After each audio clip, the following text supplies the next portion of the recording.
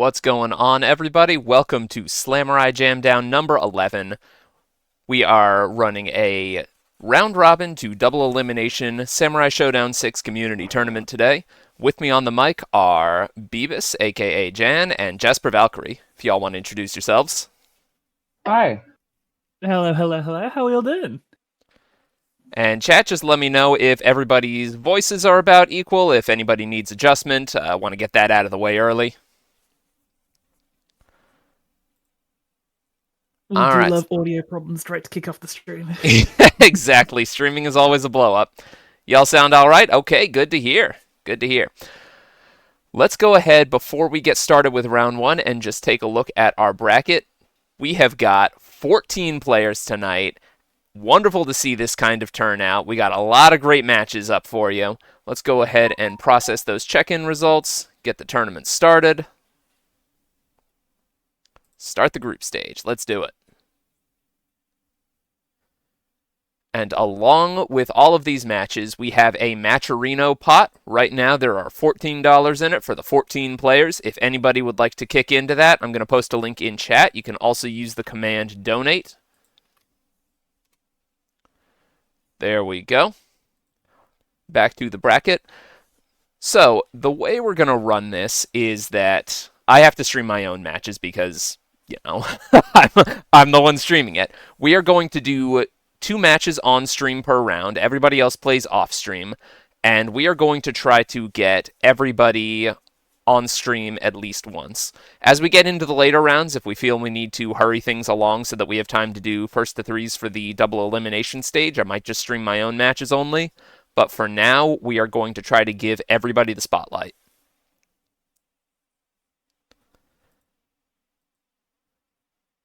All right, and with that said, let's go ahead and start round one. I think for our on-stream match, let's maybe do Joanna Cujoh versus Wedge. We have not seen Wedge in these tournaments for a long time, so it's nice to see him back around.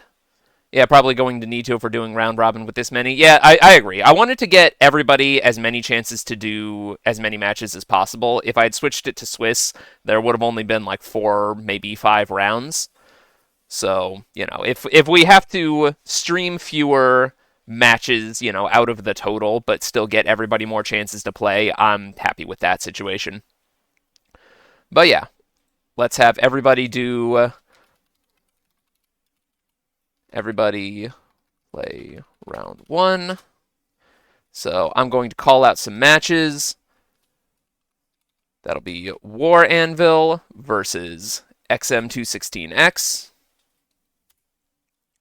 Unijorse and Mavi. Oh, we've already got that covered.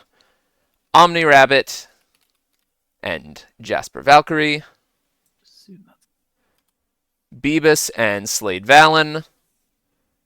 Myself and EinAston will play after the stream match. Scuddy and DeadlyRaveNeo. Joanna Cujoh and Wedge.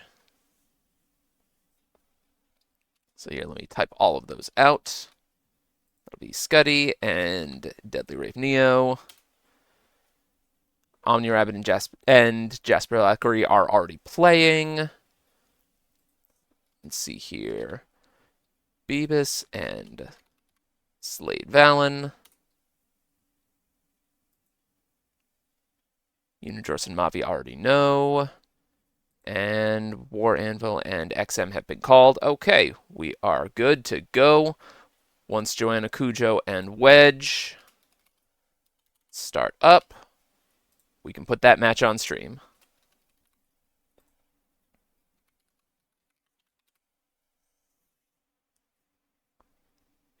Yeah, Sam Show time. Yeah, I know, Wedge. 13 rounds, but we are going to be moving things along as quickly as possible. Not streaming nearly as many matches as we usually do with like the double elimination ones. I promise you, we will we will make good time tonight.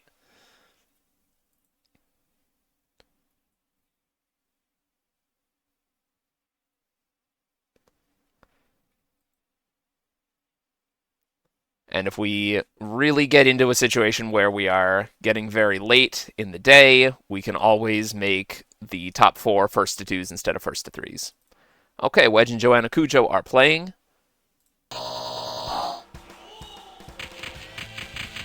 believe Wedge has mostly been playing Iroha. Yep, there we go. And Joanna Cujoh sticking with Mizuki as usual.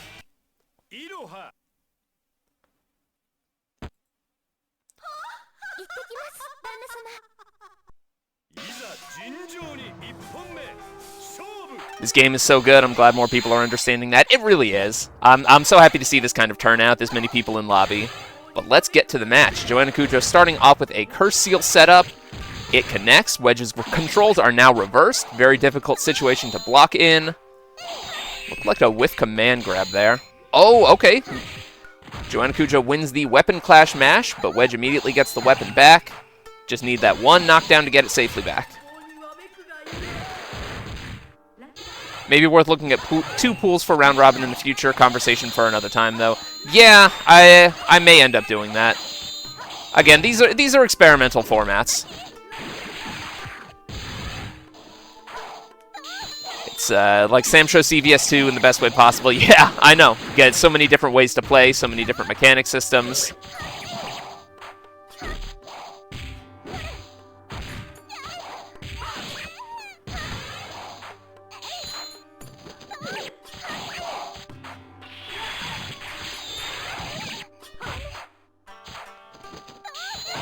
Overwhelming honesty, but my ADHD brain loves that. You know, I am just the same. I love having so many things to experiment with in this game, so many things to try. All right, Joanna Cujoh trying to pressure with Mizuki's secret move there. Oh no, jumps right into the fireball. But yeah, Mizuki's secret move is very strong for pressure, can get her a lot of opportunities for free mix, but Wedge does not buckle under that pressure. Nice pursuit. That's going to be a big punish into weapon flip.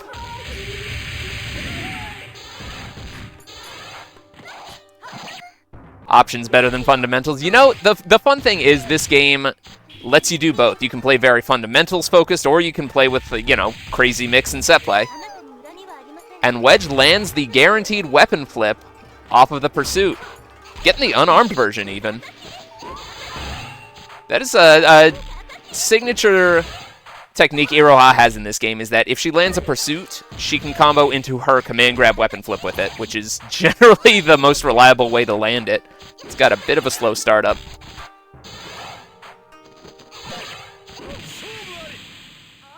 All right, Wedge takes game one.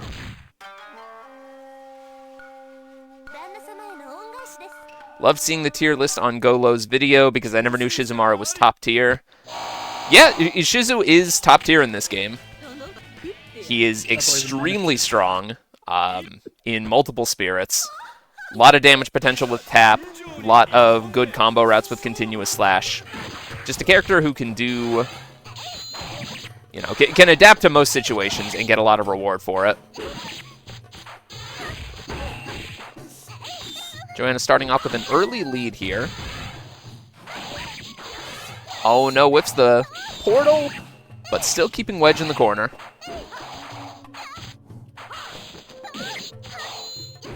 Always got to be careful tracking Iroha's air movement, trying to know which way to block, because that double jump can lead to a lot of cross-ups and fake cross-ups.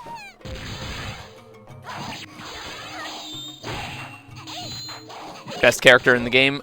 It's arguable between Shizumaru and Kazuki.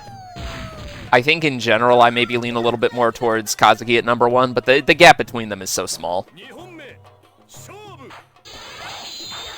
And yeah, Shizumaru has the hold stab move, the tap. Joanna playing very aggressively, trying to stick Wedge in the corner, but Wedge escapes. It is hard to keep Iroha pinned in one place. Thanks to that double jump, something very few characters in the history of Samsho have ever had. Kazuki's the best bang for the buck, but Shizumaru has a higher skill ceiling. I can see that with all of the float shenanigans, the quick overheads, the tap. You just gotta make sure you're not tangling your hands up.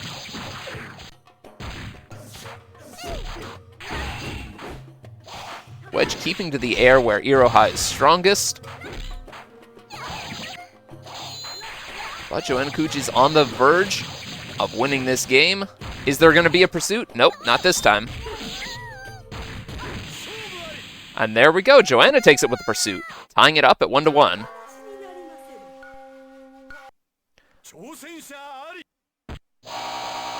Mavi, if you can hear this in chat, you are being summoned to your match. Is the arcade version different from the one in Sam Show Anthology for Wii?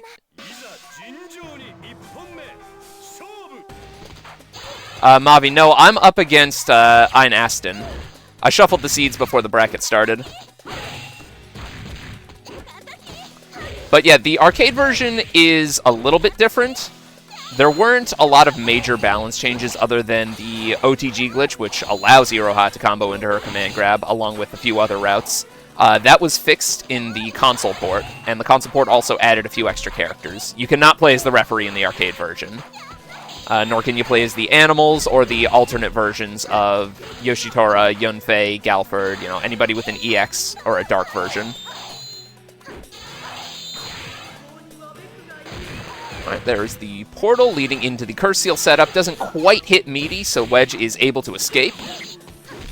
Yeah, you can't play as Poppy, but you can still play, as Poppy in Spirit. You can still command Poppy when you're playing Galford. Wedge avoiding the pursuit, getting a little bit of damage. Still a very tight round. Following up and catching that roll. Combo into the weapon flip. Pinball game. Joanna Cujoh on match point. Flame MDQ, thank you so much for the raid. Is Kuroko good in this? Yeah, he is, as far as I'm aware, he is banned in the console port. He is too good in this.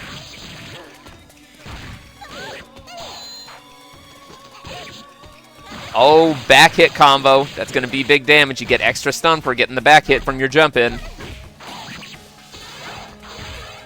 You get the stun from back hits, counter hits, and crouching hits. Curse Seal hits meaty. Wedge now has to deal with reverse controls. Up is down, left is right. Joanna going wild with those teleports in the pressure. But Wedge's controls are now back to normal. This is still anybody's round. Wedge sitting on, a now higher lead than when I started that sentence. Sitting on Rage 2.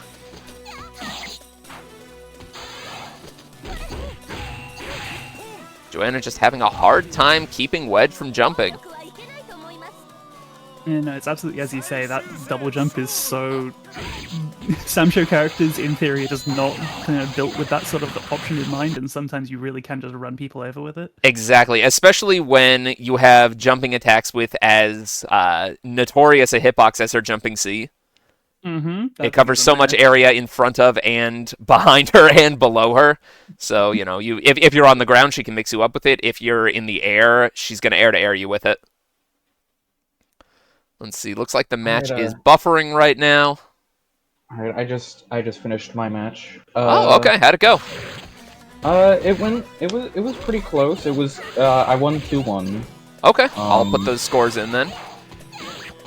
By the way, Toast, could you set up the Discord stream? Oh, no? Yes, of course. Let me get that now. I wasn't sure to ask. I don't know if it was just like you were doing it this time for like. No, I got you. There we go. Okay, thank you.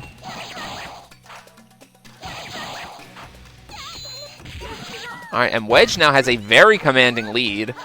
Going to be difficult for Joanna to pull this out in 30 seconds. Not going to get the opportunity, though. Wedge takes that one 2-1. Mm-hmm. Yeah, looking really, really nice, though.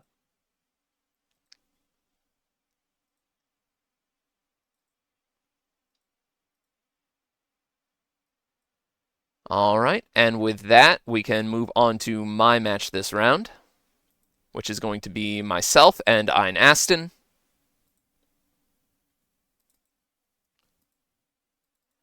And I'm going to be breaking out my Genon tonight.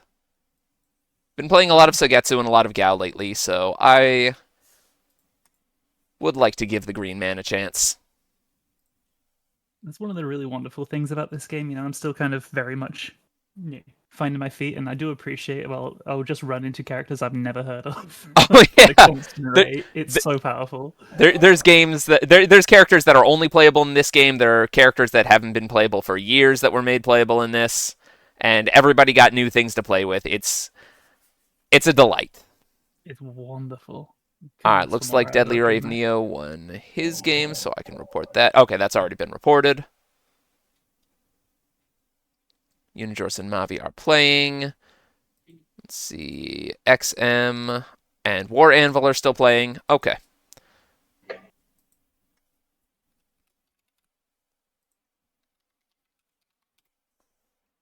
Just going to ping Aston on Discord as well.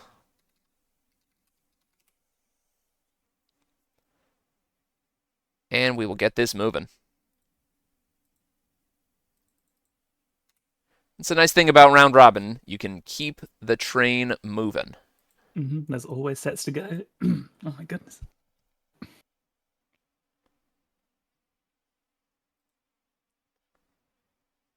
Aston, are you there? we kind of need to play our match. Oh boy. Oh, has he disappeared on us? Oh, there we go. There we go. We're good. We're good. All right, we're good. We're good. We're good. We're good. EinAston, I believe, is going to be playing Hanzo. Ooh. So 2 characters with a lot of mixed tools. Genon having really good air mobility. Hanzo having very good ground mobility. Should be a pretty wild match. Unless he switches it up on me and breaks out the Kazuki. Okay. Oh wow. Oh, Let's fix that scoreboard then.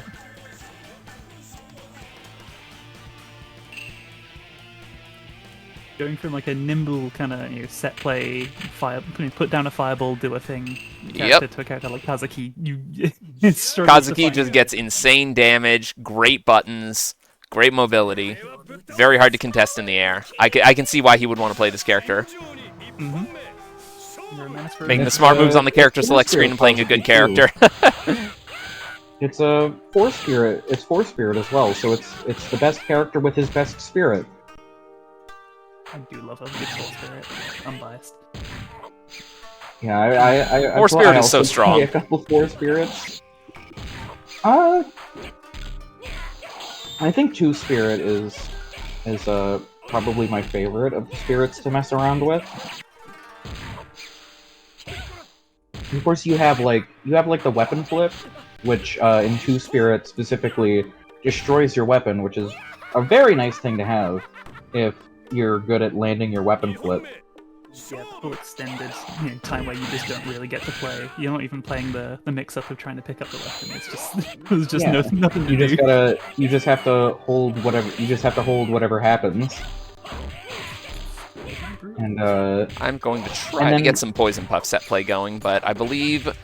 Okay, there we go. I can connect the overhead. There are characters that just will not hit on because they're too short. And then you basically have the same evasive systems as 5 Spirit, with the only real difference being that you don't have forward hop. But other than that, they function the evasive systems function the same there. Yep, it's more or less identical defensively to 5 Spirit, but... Well, you don't get the burst either. Oh yeah, you don't get Rage Explosion or Time Slow, obviously.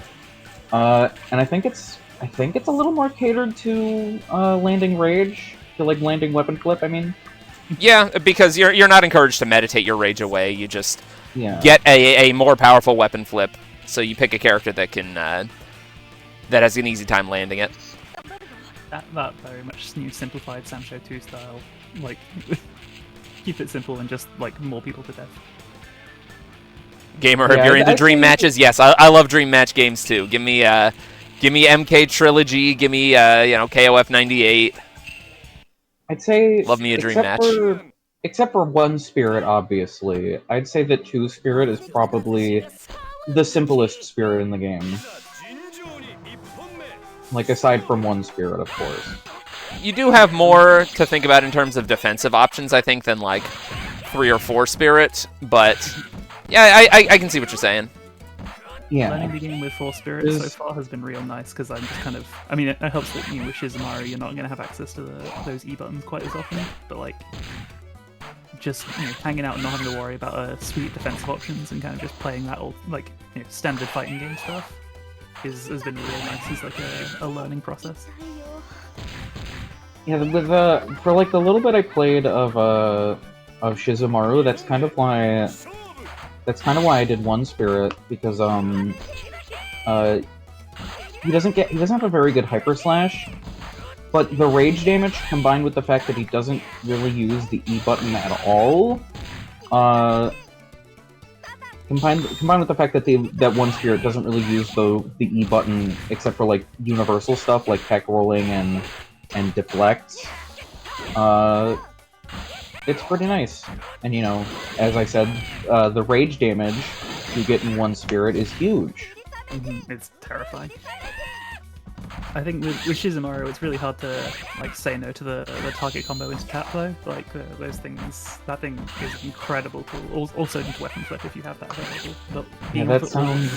It is really nice, the combos into tap, and you can mostly just continue holding the E button for 4 spirit as well, like circle step and spot dodge.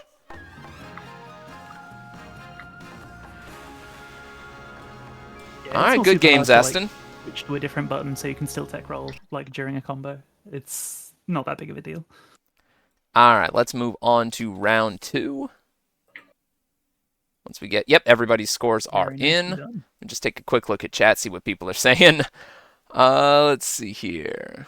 Talking about Hyper Street Fighter Anthology, another great Dream Match game. God, I guess that is that. It's hard to think of Street Fighter 2 as a Dream Match in any way. I know, right? Kind of a shame Street Fighter never got an official release that had a bunch of selectable modes. Street Fighter 4, kind of. Towards the end, you had Edition Select, but nobody really used that, and Omega Mode also. But Edition Select is a joy to play. Oh my goodness, yes it is. There's so many incredible, terrifying things you can do to people. Omega DJ is something. But let's move on to see how our bracket is doing. All right, let's see here. Round 2, we've got DeadlyRaveNeo and Joanna Cujoh, Wedge and War Anvil, Aston and Scuddy, myself and SladeValen, JasperValkyrie and Beebus, Mavi and OmniRabbit, XM216X and Unijorse. Let's see here. Let's maybe do Mavi and OmniRabbit on stream, everybody else off stream. That sound?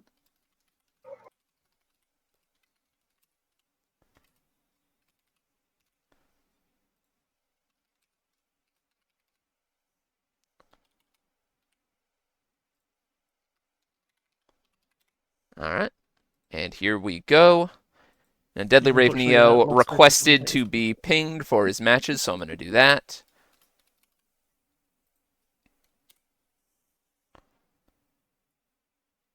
Let's get that scoreboard ready with Mavi and OmniRabbit. We might see Charlotte mirrors here.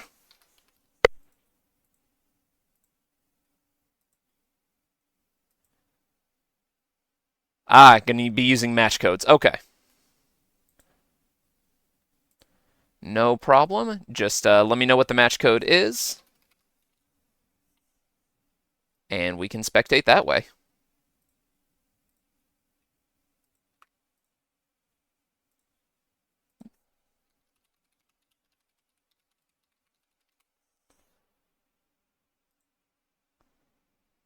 Okay, they are waiting to select delay.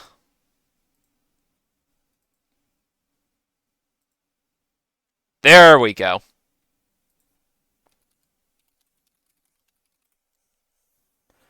And once that begins, we can pop into their match.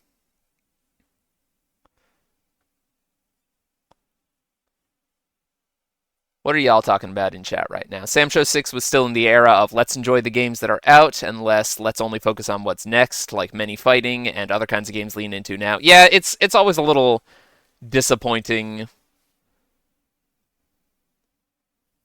that people are, only looking for the next game, only looking for the next patch, but I think there's enough opportunities out there to play lots of different games. Oh, looks like they are having some trouble connecting.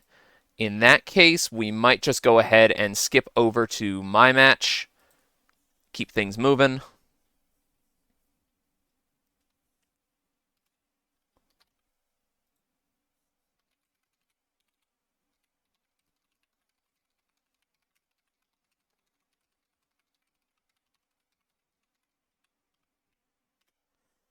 Alright, in that case, while they are figuring out their issues, I'm going to stream my match with SladeValen.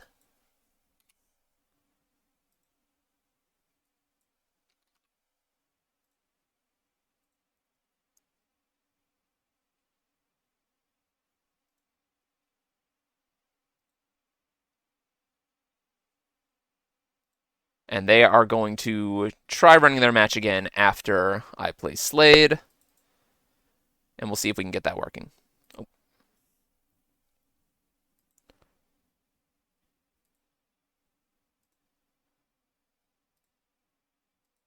And on we go.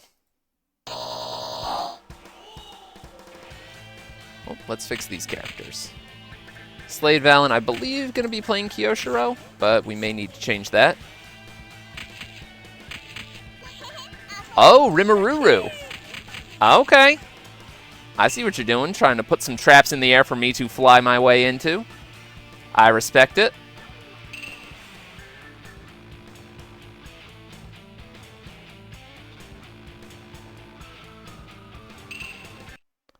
Okay, we are ready to fight.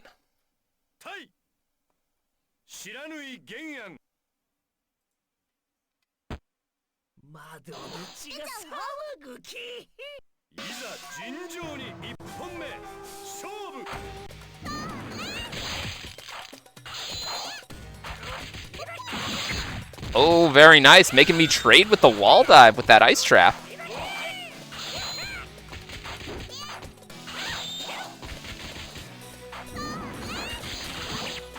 And I did not get my cross up either. There we go. Now I got it. My overhead does whiff against this character, but that can give me an opportunity to sneak in throws. Probably can't abuse that too much, though. Once you see a trick like that a few times, you're not going to fall for it again. Nice roll to avoid my pursuit. And now I need to wait that rage timer out.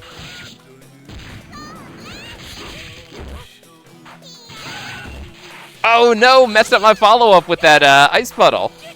Good stuff, love to see it.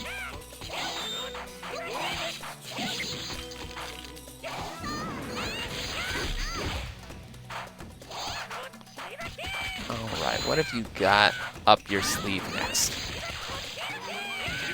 Hey, okay. Just gotta keep hopping and throwing out those big buttons. That's why I love Genon.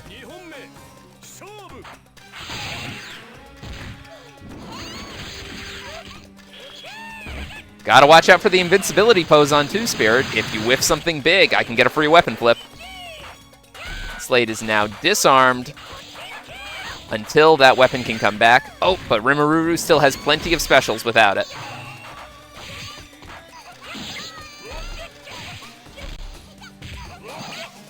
And I'm gonna put out a little poison puff just to keep you from running in and getting it back right away.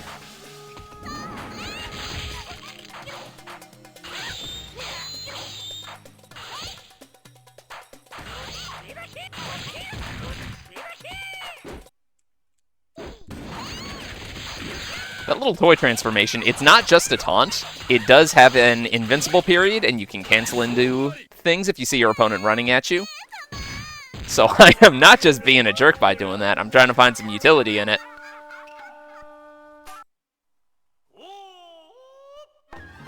Alright, moving on to game 2.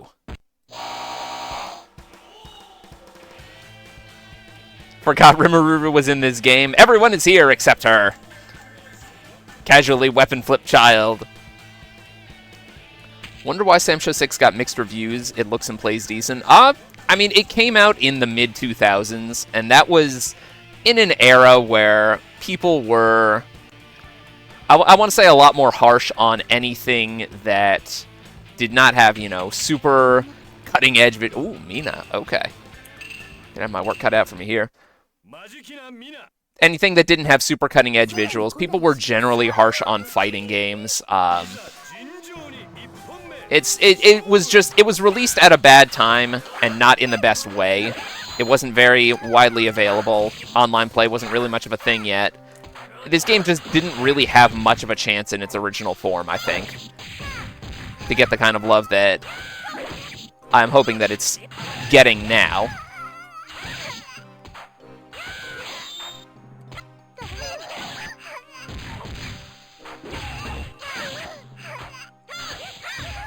Ooh, crossed me up. Okay. I always have a hard time telling where that's going to land. Ooh, no, it just barely missed my opportunity to punish that.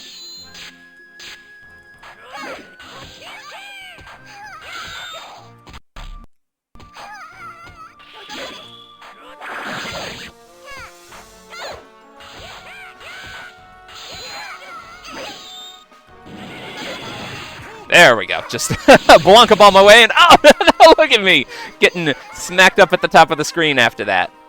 That's okay, Genon. Enjoy a good laugh after that. You've earned it. The overhead arrows. Hard to see those coming.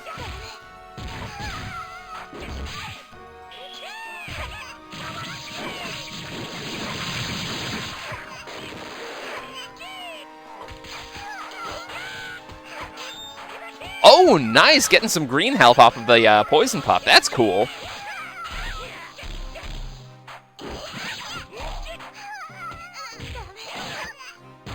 Alright, no rolls. No rolls again.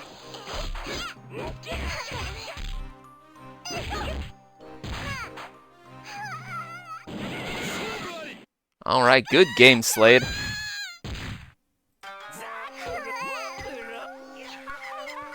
And let's see how Mavi and OmniRabbit are doing.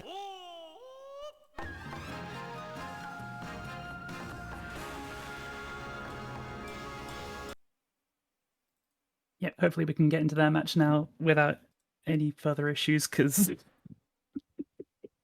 fingers crossed. Let's hope. Alright, it looks like they are now playing. I think we can actually hop in and spectate now. Sorry for being a latecomer tonight.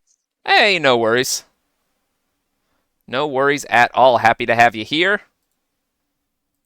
Alright, so let's spectate. Oops. Let's spectate OmniRabbit and Mavi's match. Match not found. Okay.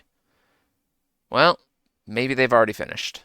We might just need to move on with ourselves. Let me ask them in Discord. Did you two figure it out?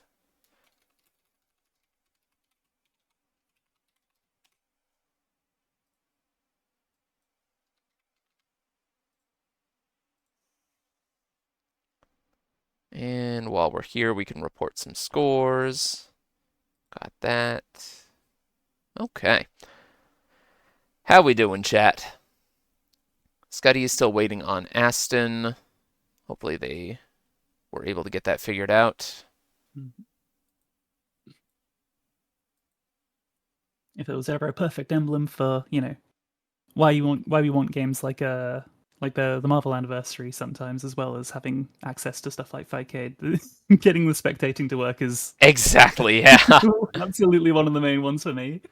I would kill for a Steam release of this game. That would be so fantastic. Even if they don't add much beyond just, you know, basic rollback net play, that would be so helpful for you know, garnering interest, for running the game easier. Flycast has gotten so much better in the last couple of months, but, you know, with any unofficial service, there's going to be occasional issues. An issue, even in then, issues is a strong word, I think. If we can't watch a set, I'm sure that's alright. Yeah.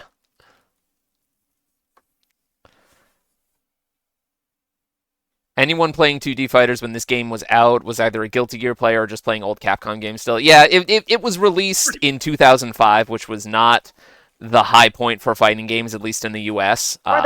Or they cared about either Melee or Tekken more than anything. Yeah. Some Tekken 5 lurkers down here. I don't know which Mortal Kombat was around at that time, Deception or Deadly Alliance or something. It was when it's in its slightly weird 3D era, but people Me, still play. For me, I was actually some kid picking at Dragon Ball Z Budokai 3. Oh, nice. Real. I didn't even... Scuddy, to make a even match bother with code, competitive open up games yet. Flycast standalone, like not through Fightcade, and there should be a drop-down menu that you can pick host, join, or spectate.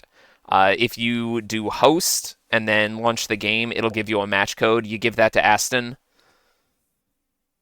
and he will enter it in when he selects join, and then you can play that match. Let's see how Mavi and OmniRabbit are doing. I think they're still playing it out. I'm not ashamed to say I was a Budokai 2 Street Fighter 4 to Blaze Blue like pipeline girly. That is just how it was. XM 216 is making the real statements. Oh yeah. Most of my friends in high school were really into Budokai too, but at that fighters really should get back into playing fighters again. Before I say mine, I just want to preface that I think I'm significantly younger than all of you. Yeah, I think so. I'm sorry, but my pipeline into kind of, I guess, the rest of the FGC was Ryu getting into Smash 4. Nice. Hey, that's cool. That did nothing wrong with that. A lot of happy memories when that was fully revealed. If we want to go back to the original start of my pipeline, my sister and I playing Clay Fighter on Super Nintendo. Oh, wow. That was my first fighting game, was Clay Fighter. And I feel that has informed the rest of my taste since. I think I have an old copy of Clay Fighter on the Sega Genesis. Nice. Oh. And now I'm feeling younger again. This is good. But no, that was when I was a way little kid. I didn't start getting into FGC proper until Street Fighter 4, Blaze Blue, Calamity Trigger, and CS, Persona 4 Arena, those kinds of games. So like to this day, I can't believe I actually played Calamity Trigger. I know. So Calamity Trigger is a mess. It is a calamitous mess. It's powerful. I was still playing whatever fighter I could and trying weird then contemporary stuff. Oh, Zatchbell, nice. She's such a goofy creature. And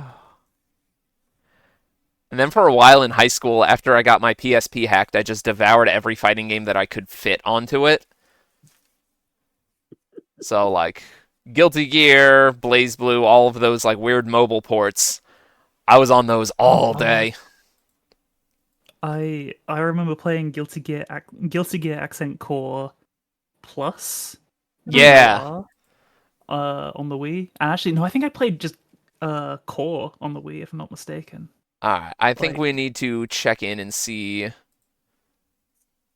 what's going on. Looks like OmniRabbit and Mavi have finished. When I was a tot, were like the Smash Brothers series, as well as some sort of Street Fighter Flash game here or there. Oh, Smash Flash? That's the real stuff. No, not Smash Flash. A Flash-based Street Fighter game here or there. Lord. That's a new one on me. I can't say I'm familiar with that. Dangerous territory. All right, I think I would like us to move on to round 4 maybe, because Scuddy and Aston are still figuring their match out, so we can. You mean round 3? Oh, round 3, of course. Skip around, No, we're just gonna skip all of round 3, go directly to 4. Get dangerous with it. What could possibly go wrong? I know. But I don't want to hold anybody up, so unless you are playing with Aston, Scuddy, or myself, you can play round 3. Oh, lordy, nice. Mm. God, I don't know the last time I commentated a set I was playing. Must be good. So I'm going to call some matches out. Wedge and DeadlyRaveNeo. Myself and JasperValkyrie will play in a bit. Very nice. OmniRabbit and XM216 Ooh, we can maybe put that one on stream. And Beebus and Mavi.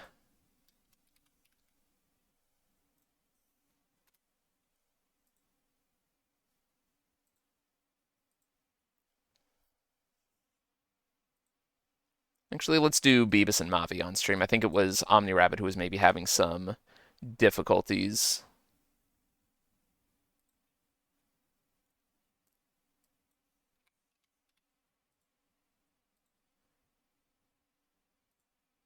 All right, and once Scuddy and Aston finish their match, their opponents can play round 3.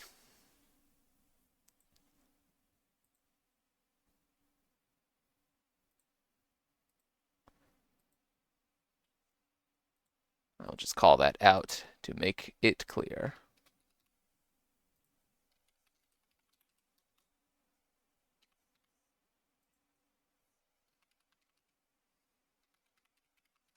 And of course, we wouldn't be doing our job as commentators if we're not shilling the match arena. Yeah. Yep. So once I finish calling out the matches, I will go ahead and put that up again. Yeah. I'm blown away that match arena is a thing that exists in our the modern FGC. Coming from where we come from. It's just an actual method of just like actually. It's made things so convenient, and I know there's like. Everybody likes to support their tournaments and their communities and everything, but before Matcherino, there just wasn't an easy way to do it. Genuinely, because money's weird, money's hard. I know. Money's not for good reason. Money gets kind of complicated, but Beebus and Mavi have begun. Ooh, let's go. Charlotte and Yumeji. 2 characters with very strong neutral games. Good punish potential. Just a lot going for them. Oh, Mavi is playing Charlotte in 5-spirit. There's a lot that Charlotte can get out of that. I normally see her played in 4 or 1, but I think 5 does give her some good options. She can make space to meditate. Oh no, early burst! Ooh, god, that's a little dangerous. And that side switch from Charlotte is such an annoying aspect to deal with. Yep. Might as well get the Isen in as long as you've popped the burst. But interesting thing that Mavi was doing there is an anti-roll option select in the corner. If Charlotte throws you into the corner and immediately jumps forward and hits jump C, she can catch short rolls with it and land and recover in time to throw long rolls. Oh, that's good. Yeah, Charlotte's definitely from the times I've gotten a chance to play with her just so far, she is a terrifying character in this version. Oh yeah, she has a lot going for her. She has an actual low poke that you can't just deflect. She's got running overhead. She's got good set play with that Rose. Again as well, just allowing so much kind of control of positioning that a lot of characters don't really have in this game so far from my side. Just generally a very versatile character, but look, very quickly Beebus is making up that life deficit. Unfortunately, not quickly enough to close out that first game.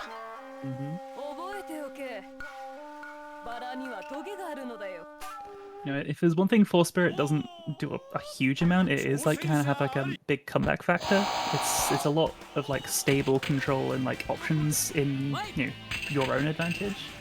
But it's not got that kind of 1-spirit kind of melt you in a single hit. Yeah.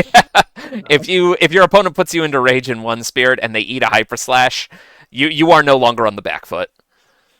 I got my overhead absorbs in round 1, and I felt pretty bad about it. That's rough.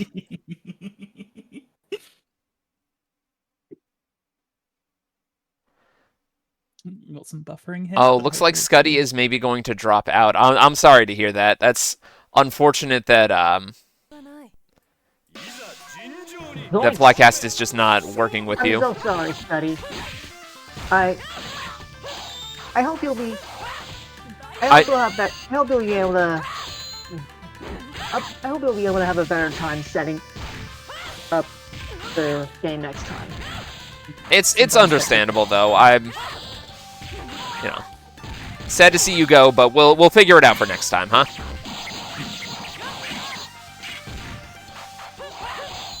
Alright, Mavi starting off with a pretty commanding lead, which is exactly what Charlotte wants. The chance to just sit on a life lead. She is much better at protecting one than making one up. Nothing. A giant full screen poke is such a menace. Even a character with like the range of Yumeji not being able to like respond and punish it. Oh, I believe Yumeji can punish it from most distances with running C, but you have to be ready to do that right when you block it. Very little room for error. But just like that, the odds are pretty evened up now. Not much of a lead. But the clock is ticking. Beebus is going to have to make something happen. Oh, wow, the full screen splash fountain interrupting the fireball startup. I don't think anyone was really expecting an aggressive choice from Mavi there, which kind of makes it the exact option you should be going for at the end of the day. And splash fountain is so much stronger in this game just by virtue of not being a mash input. Oh, that is huge, yeah. It makes for a great recoil option. It's great for chipping. Only real vulnerability is that it can be punished and deflected. But if you space it correctly, it can be very hard to punish too.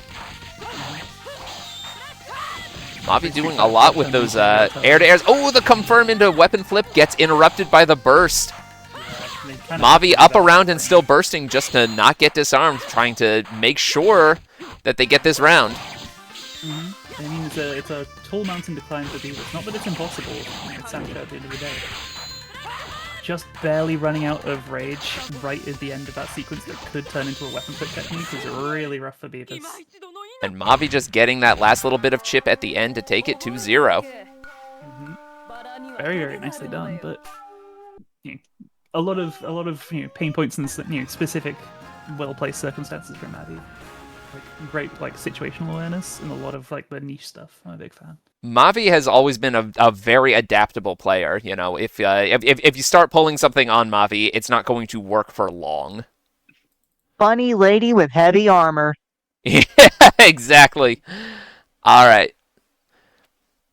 So let's see. Who am I playing for this round? I'm going to be playing with you, Jasper. Oh, God. Let's do it. Yeah. Always a fan of commentating sets live.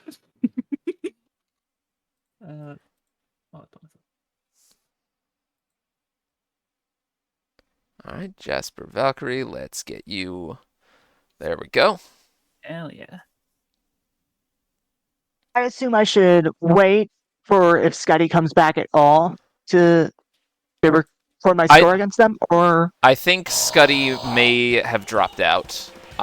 We'll have to confirm after this match.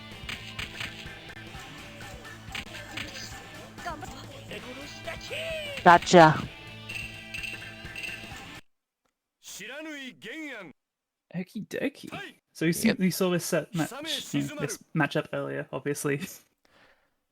Well, Shizumaru does have a lot of good air-to-airs to try to keep Genon from hopping around like a madman. Run under C for Shizumaru can also be really good at stopping his just spamming the jump. There we go, nice. Good air-to-airs.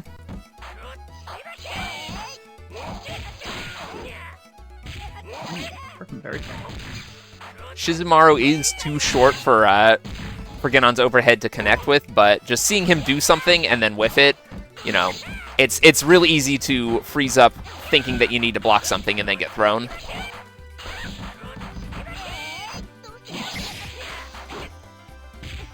I see what you're saying.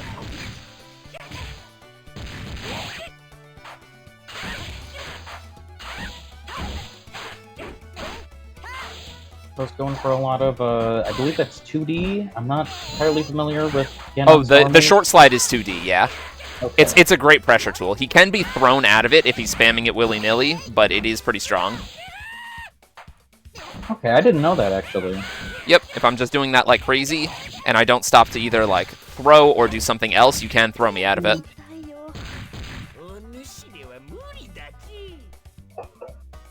Yeah, Scuddy, unfortunately having to drop out due to tech issues.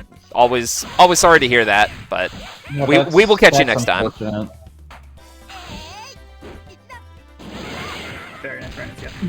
And the toy transformation, I believe it has invincible startup and shrinks your hitbox down very low once it's active. So you can actually avoid stuff like tap with it. Nice DP to get out of the the poison cloud. That doesn't quite punish whatever it was Toast did. I think it was just a wall jump. I think it was just a triangle get off. Ooh, nice! Ooh, With nice. punishing my wall dive with that. 214S. Oh, Ooh, caught my roll with Ooh, the it. Very top nice, left. very nice. Anyway, he pronoun Shizumaru, right? Sorry? Alright, am I right?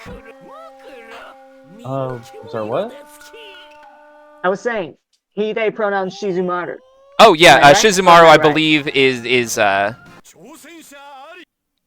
I believe Shizumaru uses he him. That's how it's always written in like everything I've looked up on the character. Yeah. I think he also gives off It's The- incredible T-boy swag. slash That's all I'm save saying. vibes. Yeah, you know what? That's completely understandable. Like, we can interpret these characters however we like. Mhm. Especially because, you know, a lot of the language that we use now just wasn't really in usage in 2005. Especially not for, you know, Japanese video game. Yeah. Nice. Ooh, that's a lot. So ToastRider comes out with a poison cloud. Jasper with the umbrella uppercut. Oh!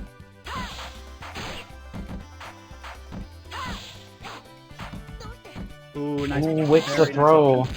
It's not quite enough to kill though. This could be it right here with the you have Gotta to get the chip from in. The... Between the poison cloud and the pinwheel. And yeah, you know what? Shizumaru now officially has T-boy swag. I've been It saying is that. canon now. Oh, nice air to airs. Oh! Nasty aerials coming Big from movement. Shizumaru. Oh, nice the counter hit. Can also have nasty aerials too, thanks to his claw hand.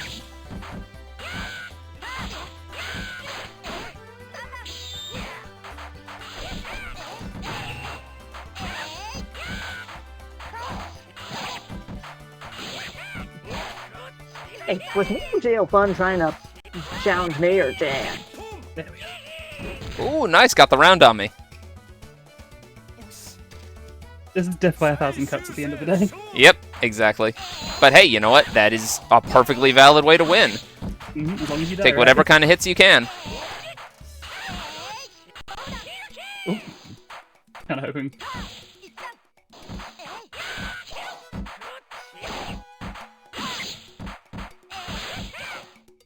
Yeah, with Faster Shizu, you characters kinda...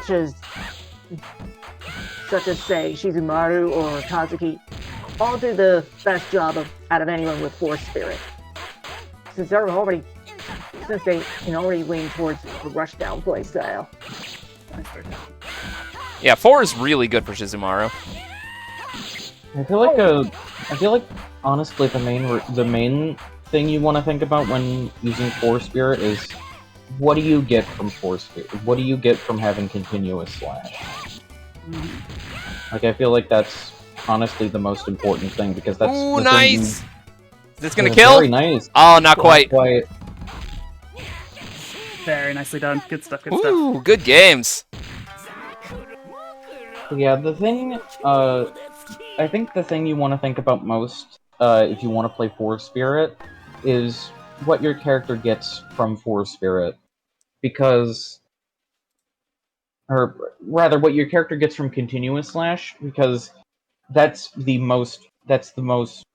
thing you're going to be using the most. Yep, no, absolutely.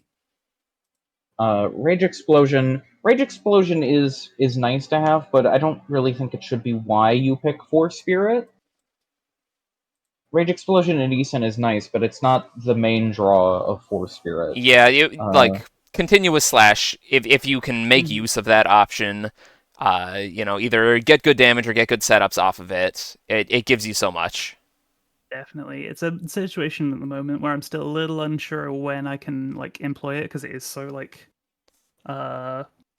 risky, especially at like point blank range. So if you're not aware of like frame situations, it's still a little dicey to go for. But Shizumaru, I believe, has one of the fastest ones in the game, so it's very good as a punish. no, it's super fast. It's just kind of knowing. I mean, again, I did not know what character. I've never seen this character in my life. So. Oh yeah, Genon. It's Genon is a bag of tricks. A lot of what he does is less safe than it looks like, but at the same time, he can do things to make your options against it unsafe. Right, totally. Okay, so I believe with that, let's see, is Joanna Cujoh playing Aston?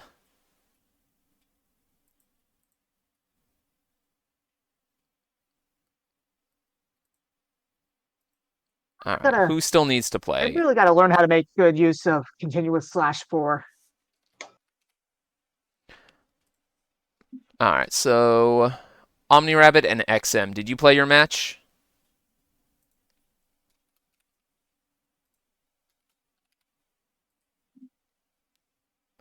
All right, what was the score for that so I can report that? 2-1 to XM, okay.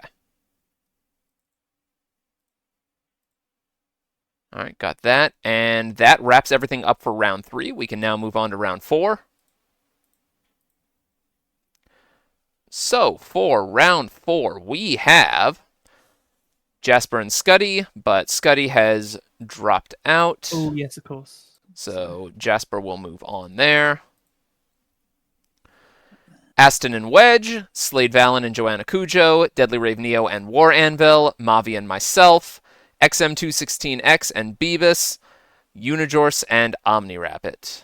Let's see, who have we not seen yet? We have not seen DeadlyRaveNeo or War Anvil, so let's have them be on stream.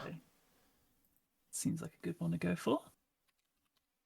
So DeadlyRaveNeo, War Anvil.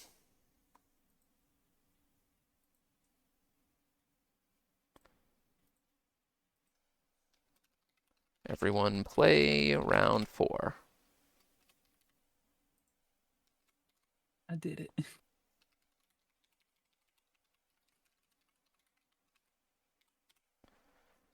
Okay, everybody, your round 4 matches are ready. Get the game in.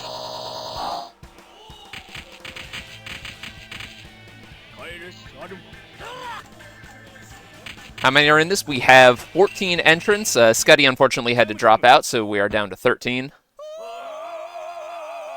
Enja and Tam Tam, the Wild Boys.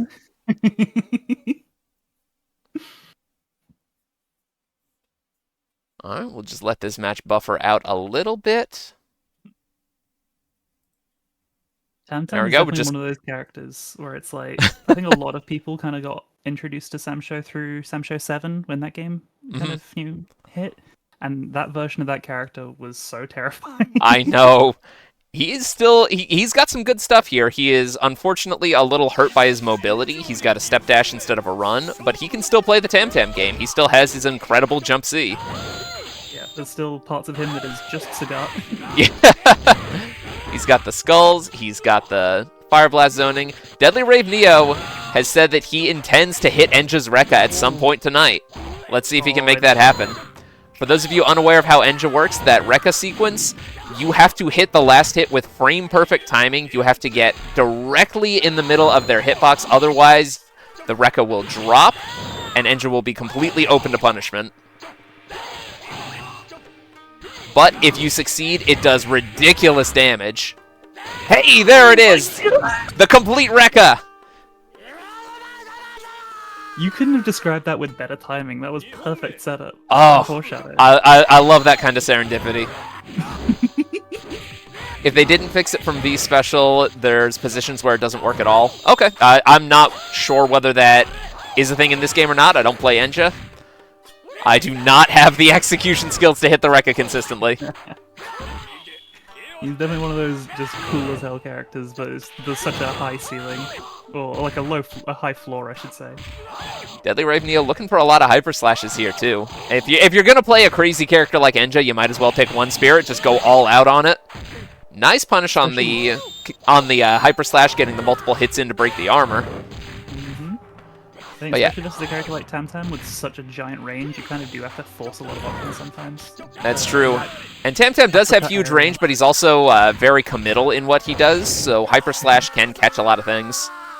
Absolutely. That aerial from Enja routinely is just traumatizing. Oh my gosh, yes, his block it jump and you're C. like, I see, I've blocked a KOF aerial. Oh, it is so hard to contest. It's like a Kyoh down heavy punch. Enja is truly the slayer of Samsho. You know, that makes sense. His range is not the best. His mobility isn't necessarily the best, but if he hits you, you explode. The temptation to create faux Twitter discourse about Enja is Oh my goodness. Let's do it. I believe he was a bottom tier character in 5 Special, but he is much stronger here. Oh, are we going to see another one? Oh, Not quite. Oh, but no punish from War Anvil doesn't quite get it. Yeah, you've got to make that opportunity because... Oh, the trading anti-air Hyper Slash, especially with Tam's floaty jump. Very strong call-out for this matchup. He's summoning that totem pole. No punish from Deadly. There we go. Oh no, it doesn't come out in time! The masculine urge to hit unsafe buttons. Yes, that is why you play any of these characters. And there's that incredible jump C. It's a menace. That describes Enja to a T as a menace. He's a menace in 1 spirit, 2 spirit, 3 spirit. Any spirit that lets him play just aggressively and hit lots of weapon flips or Rekkas or Hyper Slashes. You play Enja and you hit buttons and make them die. Oh, the damage on that! Where did the life go? Oh, there we go, stuffing the overhead with the weapon flip. Getting a little free damage from the weapon pickup. Is it going to be enough? That was life flashing before your eyes. War Anvil starting to turn this around, getting the counter hit confirm. That was a beautiful sequence. Really solid call-outs on all of DeadlyRaveNeo's reversal attempts. One day we'll get a 4 Enja gamer in these brackets that believes in the Vortex version. Yeah, you know, maybe. Maybe we'll see that. Oh, stuffing the command grab, getting an air reset from the second hit of the Rekka. That's another good option that Enja has. If he pops you up into the air and doesn't go for the final hit of the Rekka, he can throw you or he can strike you. And with just a couple of cheeky options, all of a sudden this is looking all DeadlyRaveNeo. Oh! Oh my! Gracious. You love to see it. We are big fans of Hyper Slash in this house. Oh, I mean, if it works, May it your works, slashers right? ever be hyper. Whoo! Love to see those kinds of explosions. DeadlyRaveNeo takes that 2-0. Next up will be myself and Mavi.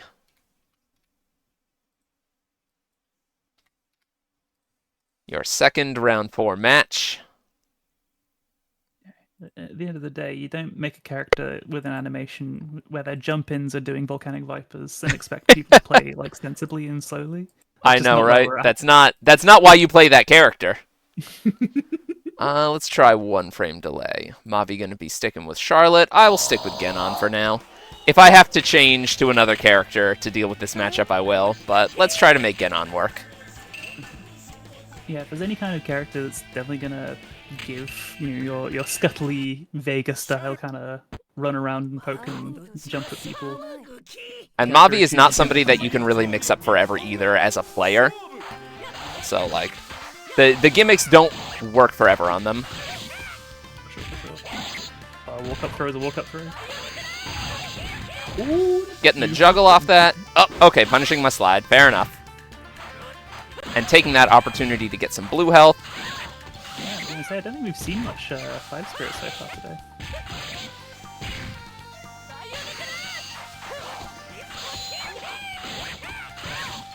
Gotta watch out for those crouching hits. Oh no! I am such a prophesizer of my own demise because I got hit by the back hit. Is that the opposite of commentator's curse if it happens to you?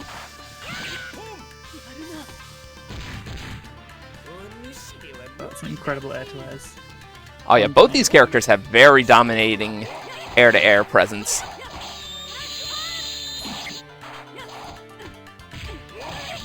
As you said there, like that multi-slash move. Uh-oh. You just do not get a huge amount of punish for a lot of characters. It's not unsafe, it's just safe enough. Exactly. It's safe enough if you space it. And sometimes that's all you need. I'm a Rose player, I'm all about that life. Oh gosh, yes. I love Rose in Street Fighter 4. That was one of my main characters. She was so fun. You'll be -6 and you'll be plus, it's crazy. Oh no! Use the state of nothingness to get thrown, which is definitely not what you need.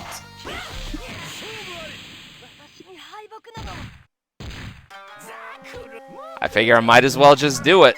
Go for it. If I'm stuck in the state of nothingness zone anyway, and potentially losing the round for it, just try it.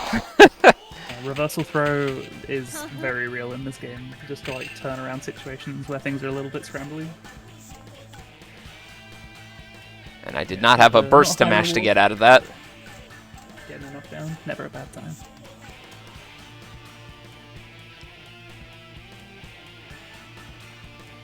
It makes me so happy that special is spelt wrong on this menu. I know. I love all of the little oddities with the localization, and the win quotes are just beautiful. It's poetry. Honestly, one of my favorite things from the localization and the story and everything that first made me love Genon is his arcade mode ending about how he became the nicest king of evil in the world and just stayed at home and helped out his wife in the kitchen and helped the kids with their homework, and he had a fabulous garden. He's just such a lovely guy. I'm the real one, you know? He's all about that family life. Genon is the Samurai Shodown equivalent of Gomez Adams, and that's why we love him. That's so powerful of an image. That's like redefining. Samurai Shodown Gomez? I've never even thought of that comparison, but sure.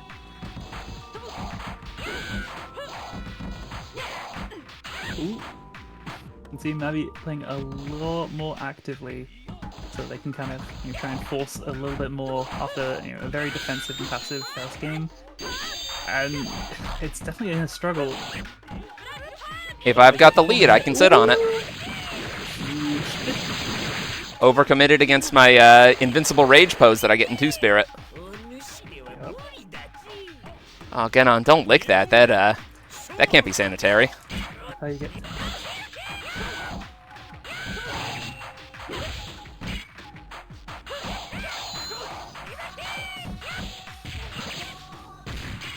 Alright. Oh no! Ooh, the double hop there was super nice. Oh, I was expecting the cross up C, but I got hit by the jumping kick instead. Very smart.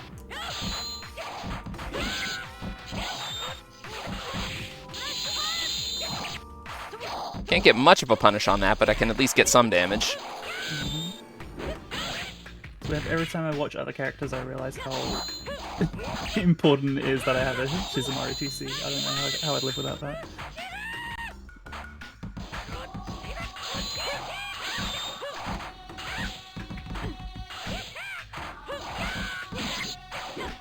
Really liking how Mavi's playing this so far, but it's still a little bit of a tenuous situation. There we go, get the anti-air. That's going to be a weapon destruction, so Mavi's just kind of have to hold some pressure for a good bit. I kind of like the option to just kind of hop around, because like, damage is probably going to be worse than if you're stuck on the ground, but at the end of the day, this is real dicey. Pick up that sword, just barely gets away with it, and this is an even match right now. Scared nothingness. Mostly goes unrewarded, finds a throw. Ooh, got the timeout! Oh, I was holding my breath there, couldn't even find much to say. Just had to focus on, do I have the lead or not? Good games. Throw damage in this game is not the highest, so No, Oh, I was it's terrified like- when Mavi popped State of Nothingness and I was in the air, but the distance was just such that there was no way to catch up to me, I guess. Mhm. Whew. Scary circumstances, to say the least. Oh, you lost your dash in the State of Nothingness activation. That's rough. That is beefy field. All right, how are we doing on the rest of our bracket? We've still got XM and Beebus.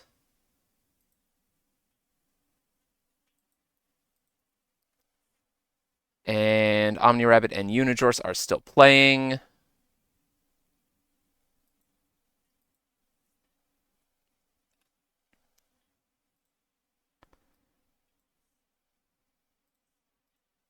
Let me just get the score from you two. Looks like there may have been a couple of technical difficulties. Hopefully that doesn't become a recurring problem.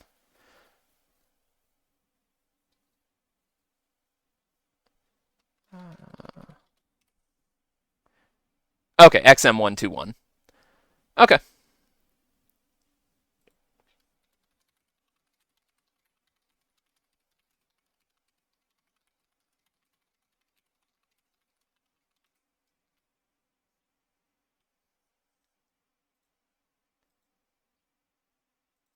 All right, and that will almost do it for round 4. Just waiting on Unijorse and OmniRabbit, who are still playing. And yeah, just for future reference to anybody running Flycast, sometimes setting it on 0 delay, even in a good connection, can occasionally just cause issues. I tend to set it on 1 delay minimum and then increase it from there depending on the ping.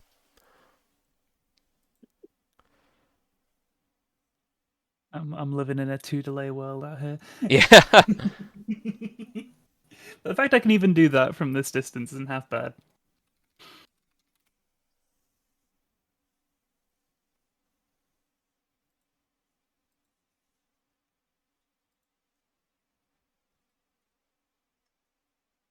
Okay.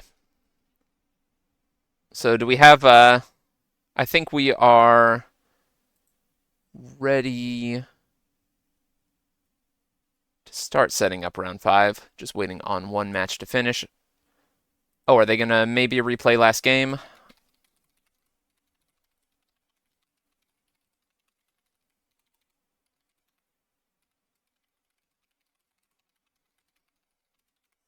Yeah, if we're waiting on being able to replay round 5. Okay, you know what? We can just go ahead and spectate then. So the score is going to be set at 1-1. High stakes then. Yeah. Let's just see this last game. As long as we're waiting anyway, we might as well. Absolutely. Not got much else going on in the meantime.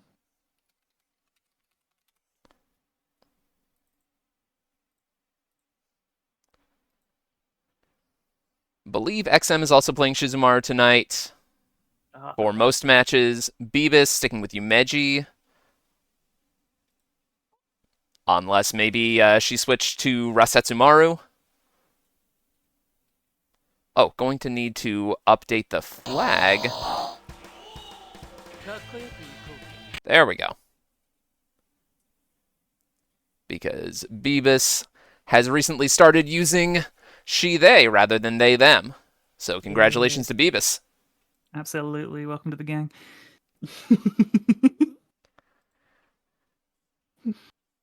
And with your new pronouns, you are now an expert Guilty Gear player. Congratulations. The messed up thing is it's actually so real. Like, even here, it's real. Like, every top four without fail. It's just us. We're taking over. It's wonderful. All right, their match is buffering. We'll just give it a minute to do that.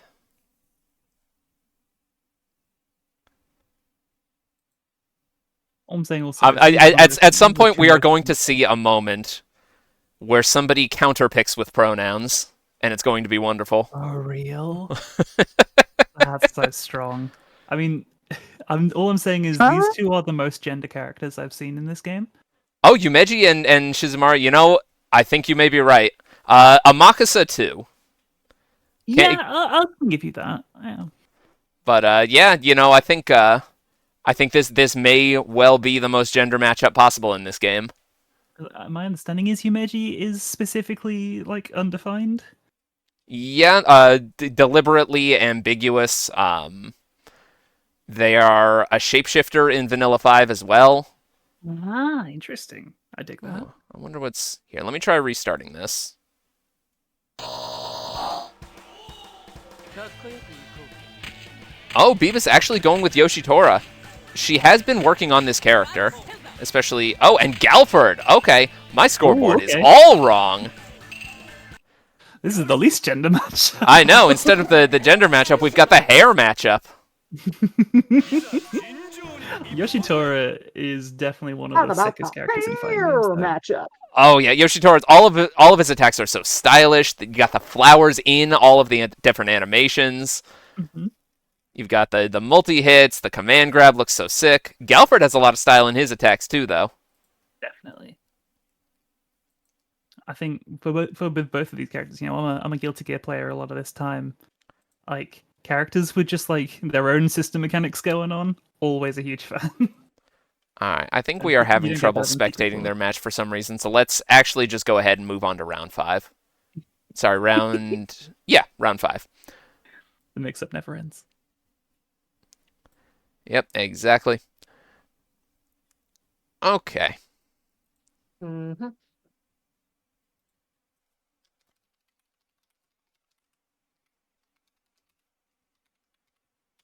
Everybody can play round 5.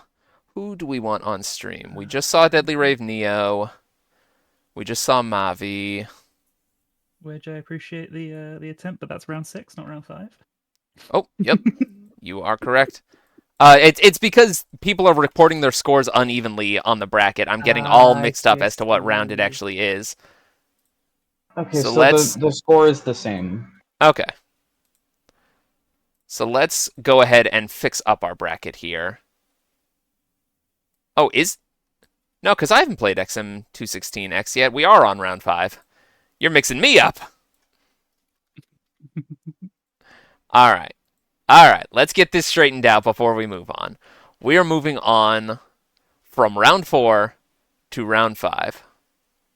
Did Unijorse DQ? I believe so. Looks like Unijorse is out. That would explain why we have... That's why we got the partial scores everywhere. Mm-hmm.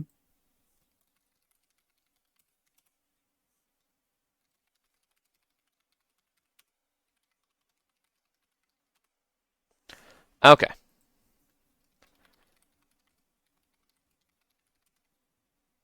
Everybody plays round 4. So that is going to be Jasper, Valk, and Scuddy, who has dropped out, so you get a free round.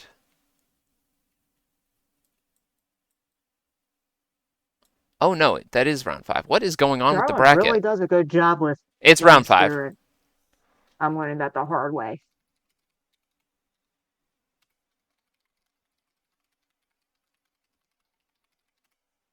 Alright. Round 5 matches. Whew, okay. So we've got 2 DQs, so those are out. Joanna Cujoh plays Jasper. I will play XM216X. War Anvil plays OmniRabbit. Wedge and SladeValen. DeadlyRaveNeo and EinAston. See? I just firmly lose because I don't feel like going against Charlotte One Spirit. Damn it. It's scary. Alright. I am really not paying attention. Let's do... Who is... Let's do Wedge and SladeValen. They've already started, but we should be able to catch up.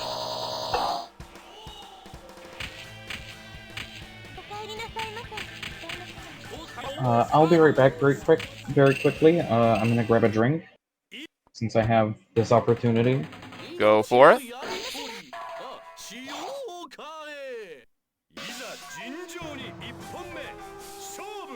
Okay, Slade sticking with one spirit, Kyoshiro. Always a fun character to see.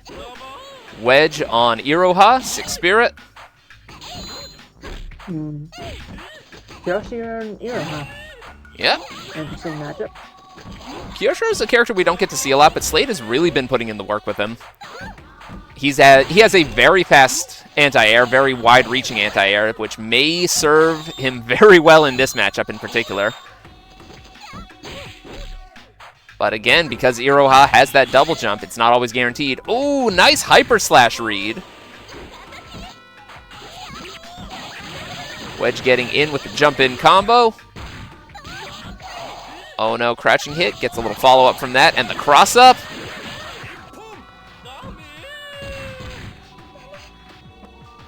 Alright, I'm back.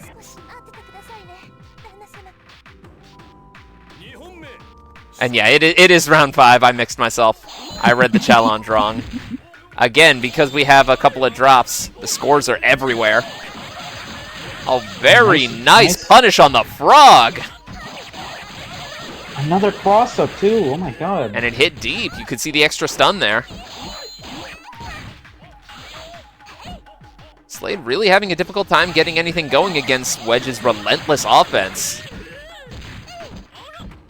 Oh, no pursuit, though. Wedge knows the timing to counter hit punish the frog. Oh, unfortunately, Hyper Slash is a little too slow to punish that.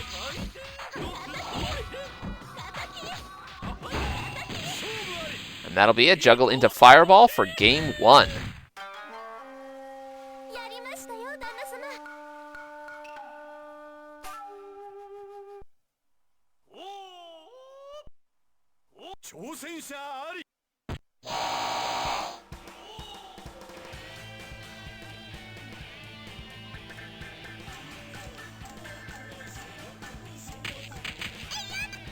Slade switching to Cham. Maybe hoping to have stronger air-to-airs for this matchup, a little bit of zoning. Possibly get some unblockable setups going. Although a lot of Cham's options, like the Demon Flip options, they only really work if you stay on the ground, which, you know, it's going to be on him to force Wedge out of the air, which is going to be difficult to do. Yeah, Cham's kind of a nightmare, I think.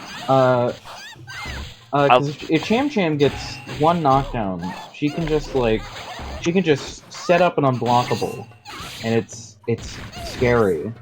Getting that knockdown is going to be difficult in this matchup, but you are correct. Her set play is very threatening.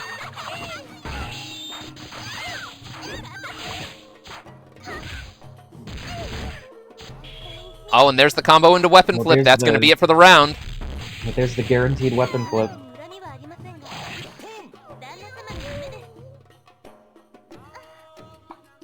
Wedge now on match point.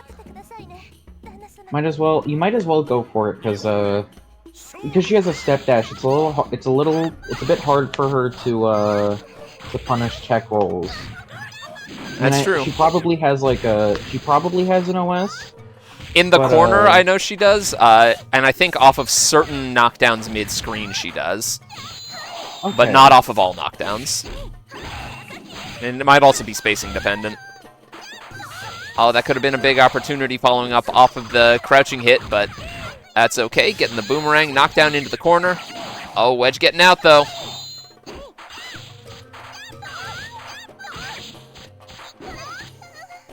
Oh, empty Demon Flip into throw. Solid option. Getting the anti-air Fireball. Here comes the setup. Oh, it still kind of worked? Yeah, I mean, if you're expecting to block the Fireball, you're going to be holding block. And there's the unblockable. Slade's starting to come back. Both characters now sitting on rage going into round 3. When in doubt, simply deploy the unblockable. I mean, that's definitely something that Cham can do. Slade isn't running 4, so Wedge can probably just tech knockdowns pretty safely. Yeah, it could be that Slade wants 6 just for being able to stock weapon flip at all times. Oh no, counter hit! Ooh, And that's gonna be it. Jumping. That's. Oh no, doesn't quite time the weapon flip correctly. That's gonna be it though. Is dropping it, so. But picks up pieces just as quickly. 2-0 for Wedge. Just trying to Oh, it's not a timing issue? Oh, it's a spacing issue then. Okay. You are correct. That was an illegal attempt because it was a jump in first. Can't do it after a jump. Oh, yeah, the rules are a little different for when that is actually guaranteed. Yeah, there was an extensive discussion about that. Yeah. Which I fully just checked out. Fair. Once you get like deep into the esoteric mechanics of this game, it can get crazy. I was like, you know, I'm just gonna be happy if I don't die. I'm sure I'll be fine. All right, so that was Wedge taking that over SladeValen, and I'm going to be playing XM216X next.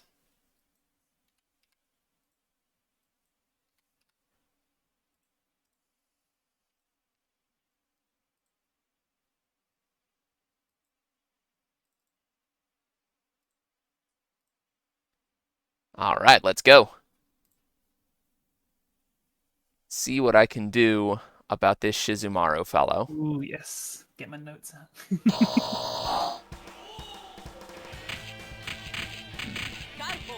Galford, actually. Okay. Well, you know what? I'm ruined. Let's switch this up. Just going with Galford. There we go. Yeah, Gotta make sure that I click the button before it runs out of time while I'm futzing with the scoreboard.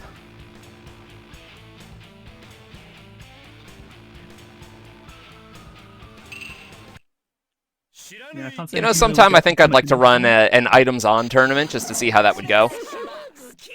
Might be fun.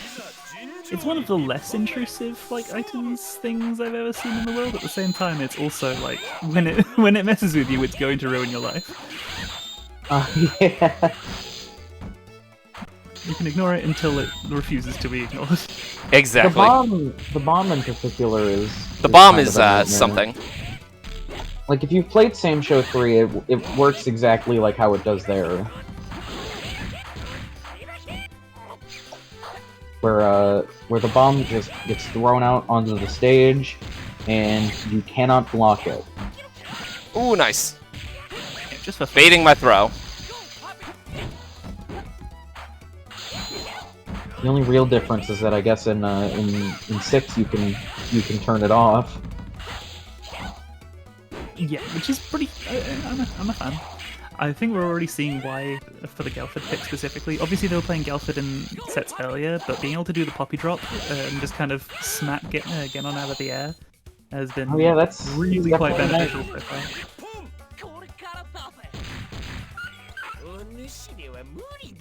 Galford is a tough nut to crack. His set play is so good in this game. More on the lick, and I think that's a problem. I am glad that XM is not playing him in Force Spirit, though, because he has a very fast continuous slash starter. Oh, really? I think 8 frames? So same as Shizumaru, yeah. Okay. So, you know, tied for second fastest in the game. Yeah. I don't think anyone's going to complain. Oh, but it's not 7 like Kazuki. Where? Kazuki and Yunfei get a faster one than me. Why don't I have a 7-frame one?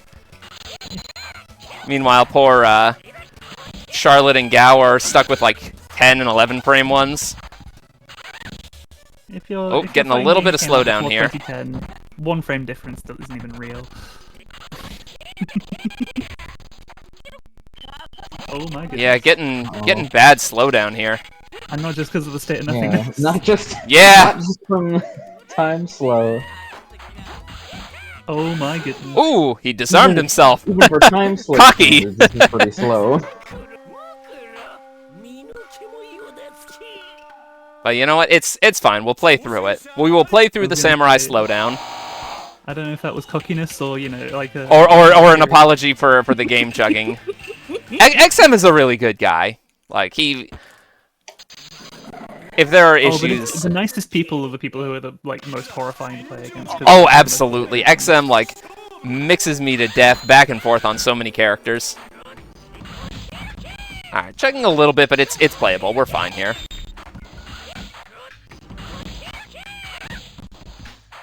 Not my time at the end of the day, you know. Can't expect gold standard.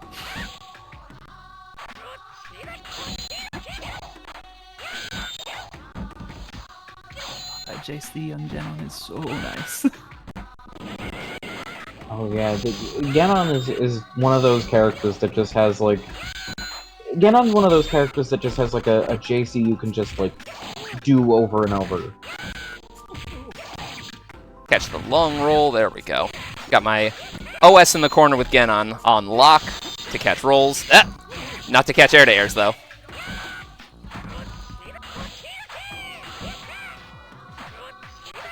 Oh, this is absolutely better than Parsec still, without a shadow of a doubt.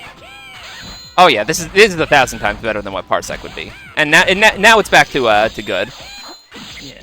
There's a different, like, if you have a bad connection with someone, like, no fight gate will save you.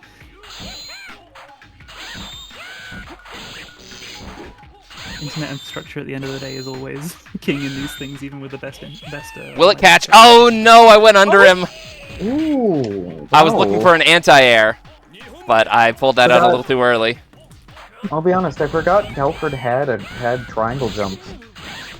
Ninja, Anybody with a wall jump has a triangle, reverse triangle jump. Oh yeah.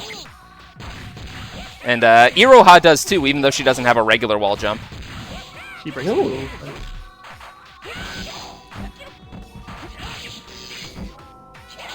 Is Iroha the only character like that, where she only has a reverse triangle jump? I think so, yes. Because she has a double jump instead of a double jump and such. More or less means she can just wall jump off of the air. Yeah, kind of. Alright, Isen is now a threat. I gotta watch out for it. Short mode Amakusa also gets a wall fall. Oh, okay. Realizing that the Gaoh slide is like a Dalsim light slide is suddenly recontextualizing the world for me. Ooh, threw me out of my slide even. Very nice. Good awareness.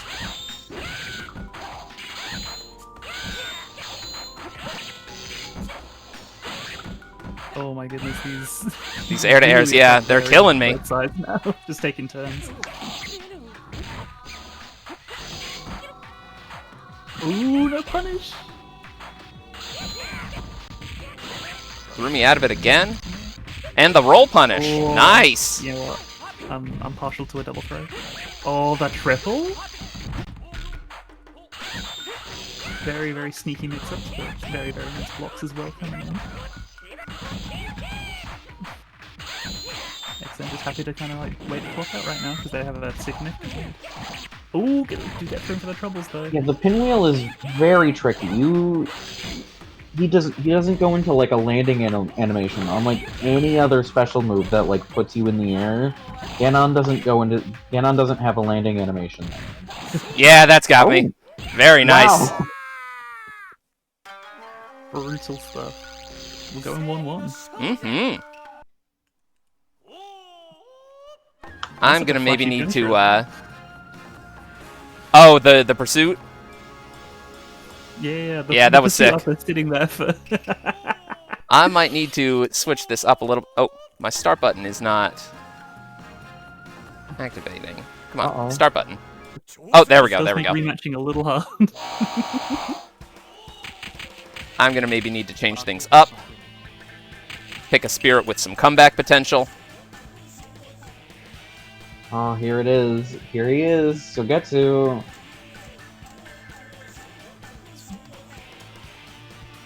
Yeah, Flycast can be a little bit demanding on the old CPU. It's no Neo Geo. Oh yeah, working with slightly more intensive hardware.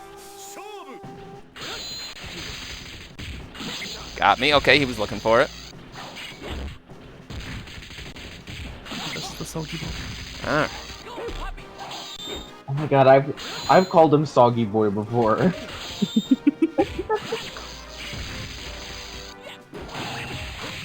calls it like you see it. Oh, it's such a gorgeous animated character. I don't play Sogetsu in this game, but I do play him in 5 Special. He's probably... I don't think he's as good as he is in this game. No, I don't think he is. I kind of prefer how he feels in 5 Special to 6. I kind of prefer the bubbles putting you into like a stagger rather than just like a juggle. I mean, they still put you in a juggle like if you get hit in the air, but I don't know, I really like the stagger. It's a little easier to react to, I think. I also really like being able to move the bubbles, which is not something that Sogetsu gets to do here. He lost a couple things he could do, but as a trade-off, he's got some new stuff. He's got a fake-out version of both his water pillar and his teleport, and on top of that, he has. Instead of being able to move his bubbles upwards, he now just has like an upward version of his bubble with 236D, I think. Pretty sure that's a thing. Like a Prasad Johnny coin sort of toss thing. It's been a while since I checked. He also has a fake-out version of both his water pillar and his teleport. With the inputs for those being the same, but with D instead of A, B, or C. And he also has a new move in 214S, and it's kind of like a special move version of his weapon flip from previous games.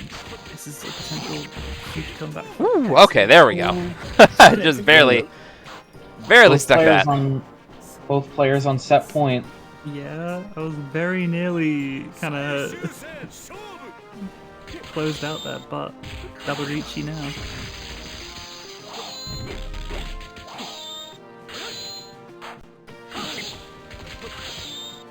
As I say, this character is so opaque in what they're able to do on our offense. They're very, very hard to see or quite react to or understand in the moment. World is kind of your oyster once you get knocked down. Ooh, I like the throw just to get around Puppy. Ooh, I have the throw. Ooh, add to air, that's very nice. Oh, the roll command grabs got me. Oh god! Luckily that knocks down rather than giving a combo there. And up, hitting the bubbles. Cheeky overhead comes in. But if Toast ever needs it, he does have Rage Explosion on the table. A third overhead, and the oh my goodness! Oh, holding my breath there. Incredible. Gorgeous. Go, Puppy.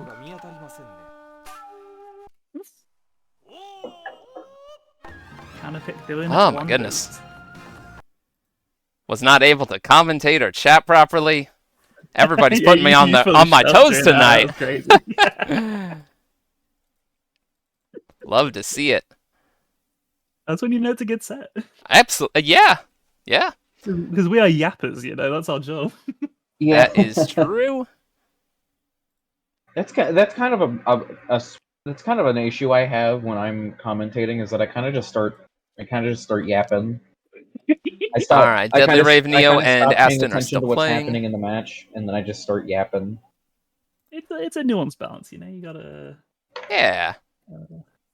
Alright, and we are just waiting on EinAston and DeadlyRaveNeo to finish up.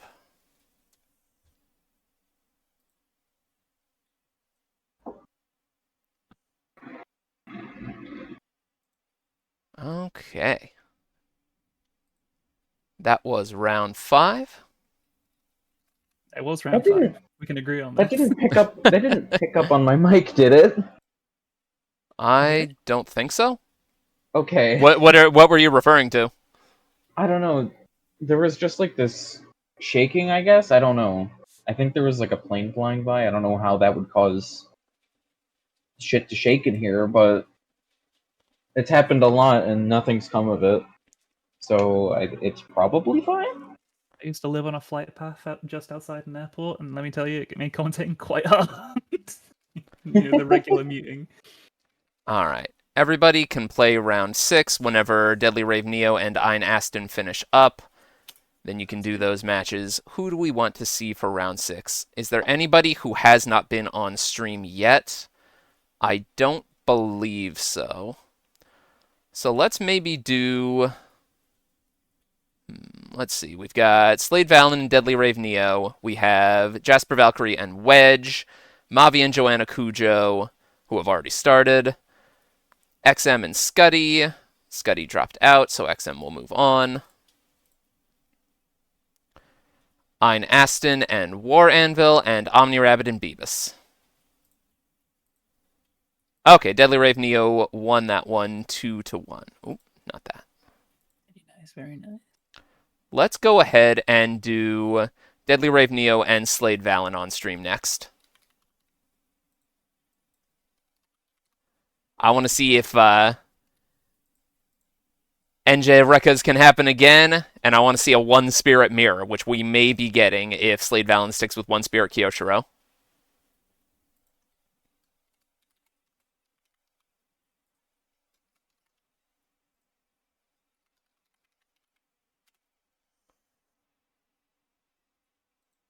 There we go.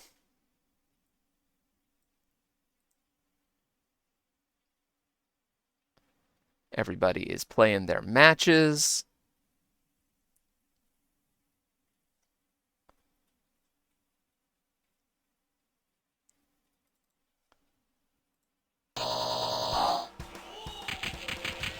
That is going to be SladeValen on player 1 side, DeadlyRaveNeo on player 2 side.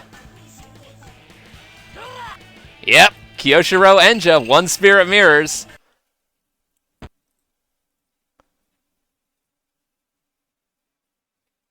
Oh. What happened to the match? Did we close? Oh, nope, they're still going. Crash was on my end. There we are. That's what we want to see. Take 2.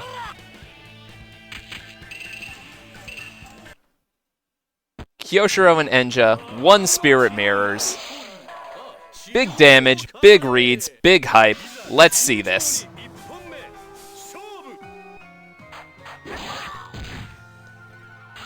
Alright, Slade starting off, getting the frog scoops. Gotta watch your toes. Oh no! Rage Hyper Slash immediately, right near the start of the round. Enja rages so quickly. But now Slade is in rage too. Tries to go for the Hyper Slash, but gets blocked. No punish.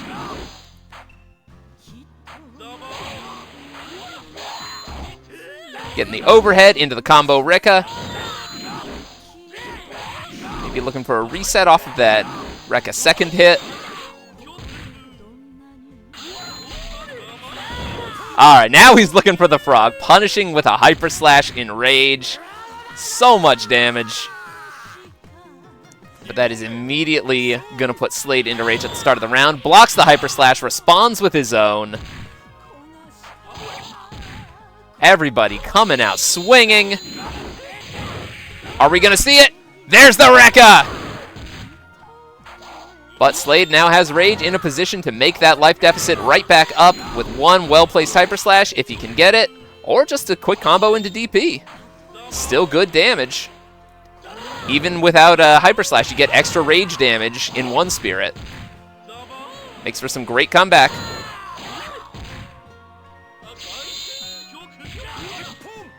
Alright, and Slade's going to take that round, even after getting hit by the Rekka.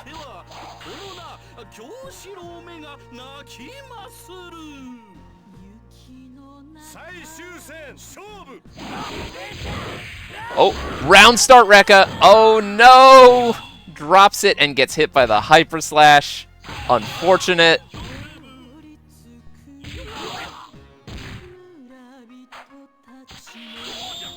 Hyper Slash is blocked. Punished with the 5C. Still solid damage. Getting the Armor Slash in. That's right, one Spirit Enja has multiple armored options, both with big damage potential. Overhead, getting the run-up throw.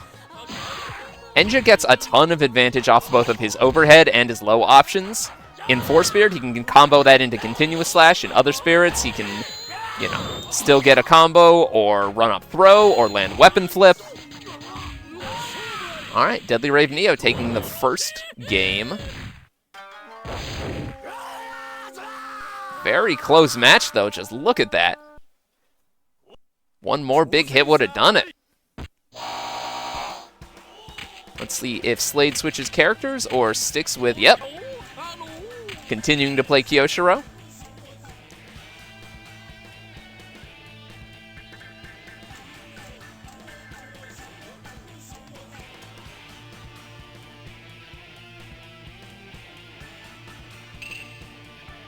I love this character select music.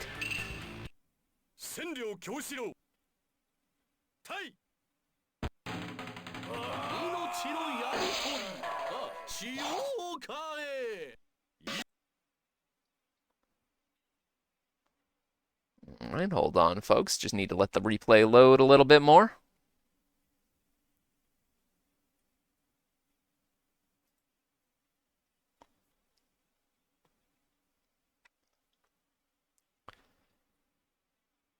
Not a problem, though. We are here for this.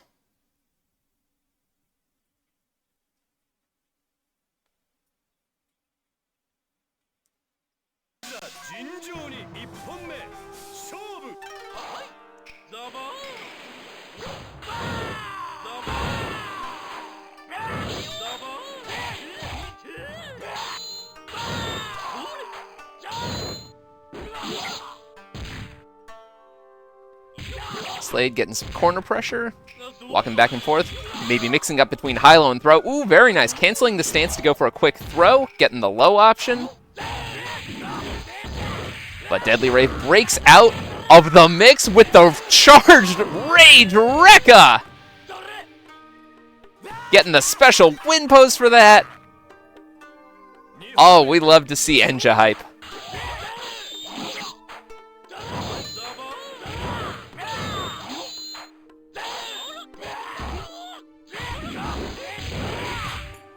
Drops the Rekka this time, though. Yeah! Maruana! We love to see big Enja swings. Let's go! But Slade not falling for them this time. Nice punish on the explosion. DeadlyRave just needs that last little bit, and that will do it. DeadlyRaveNeo taking it 2-0. Nicely played.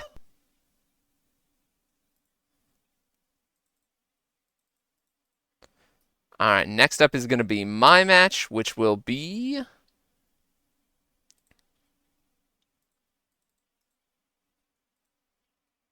myself and... Oh, Unijorse is not in. So we can move on to round 7 once everybody finishes up their matches. Alright, so we have been going for about 2 hours now. I think for the back half of this, just so we make sure that we have time to do first to threes for our top 4, I'm only going to stream my matches for the back half because everybody has been on stream at least once so far. You know, I don't intend to hold you all hostage all night. So we're just going to do the back half, only my matches, and then I will stream the entirety of top 4. And I think maybe for next time, if we're getting this many people, I might switch the format over to Swiss. We won't get as many rounds, or maybe I'll split it into 2 groups instead of 1. However we can work it to make sure that we wrap things up in a timely manner. Alright, so let's just check in, see where everybody is. Got a couple of matches still running for round 6. Looks like XM has defeated Scuddy. Mavi has defeated Joanna Cujoh.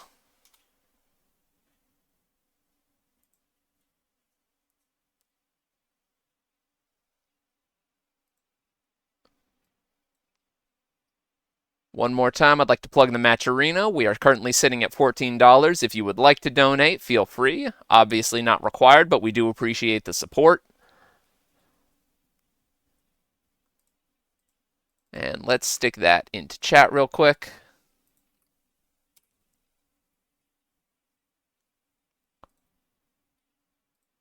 Okay, looks like a couple of the matches were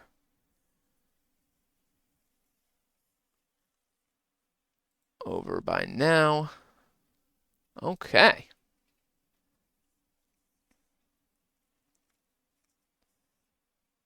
And I think we are now just waiting on War Anvil and EinAston, as well as Wedge and JasperValkyrie to finish up their matches. Then we can move on to round 7. Ooh, I get to play OmniRabbit in round 7. Classic matchup. We have played a lot of games together. Actually first met OmniRabbit playing Koihime Enbu, another very good fundamentals game, if that is what you are looking for out of a fighting game. Shoutouts to that game and that community. And I'm actually going to be helping to run it at Vortex Gallery Online coming up in the fall, as well as Samurai Shodown 6, Merfight, and I'll also be helping out with Samurai Shodown 3. So keep an eye out for that. I'll be posting advertisements and registration links and everything in the coming weeks.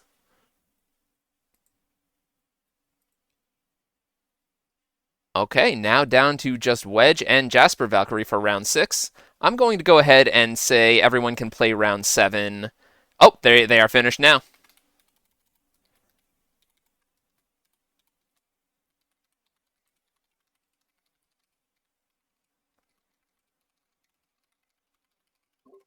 There we go. Okay, on to the next round.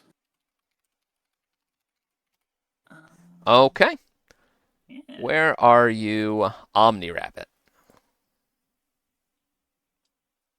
OmniRabbit was doing some wonderful stuff earlier in the tournament. Looking forward to taking a peek at that as well. Looks like Unijors had to work early tomorrow and therefore had to drop out. Unfortunate, but these things happen. Yeah, real. No, I completely get it.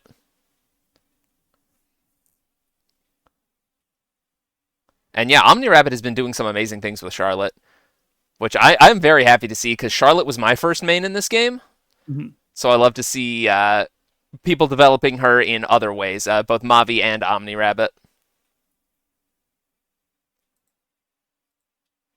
But I think I'm going to start out with Genon.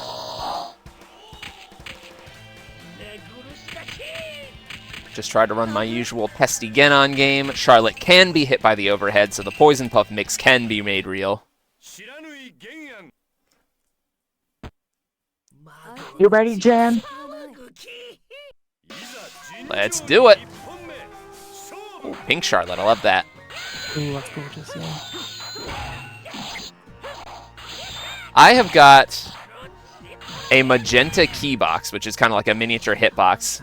And I wish there were more characters that I could make match that.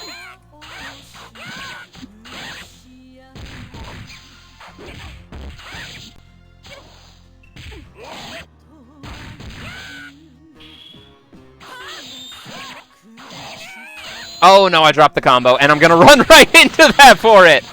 Oh, if only I hadn't dropped the link. I might have been a little bit too far for it to actually connect properly.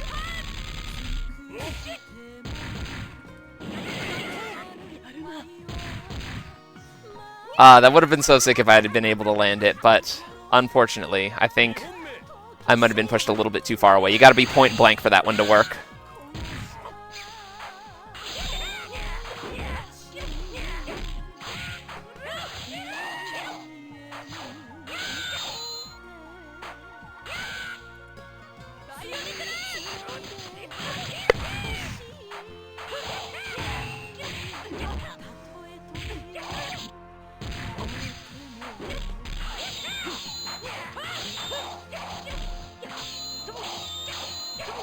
Ooh, nice playing neutral with those pokes. Good air-to-airs. Uh-oh, I'm disarmed now.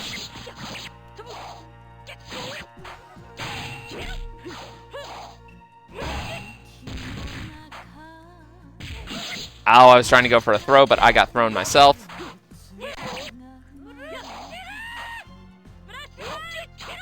There we go, get my weapon back. I'll take some damage for it, but I'll take that. It's fine.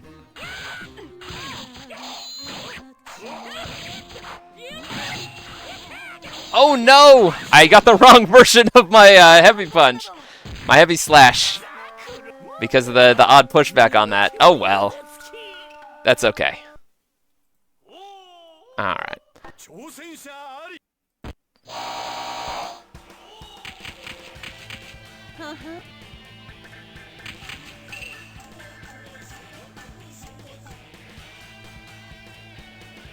And that's unfortunate that Aston is also having technical difficulties. Just, you know, Fightcade on Friday nights gets a little populated. Sometimes things get a little screwy.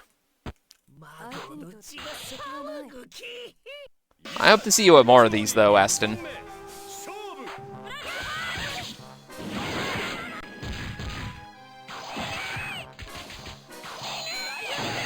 Oh, I tried to go for a deflect. Be cheeky, but Omni saw that coming.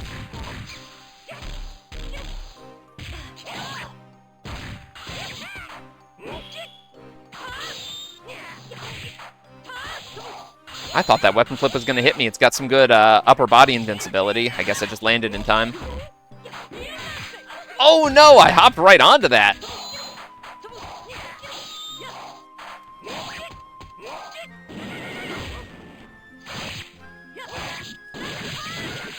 Okay.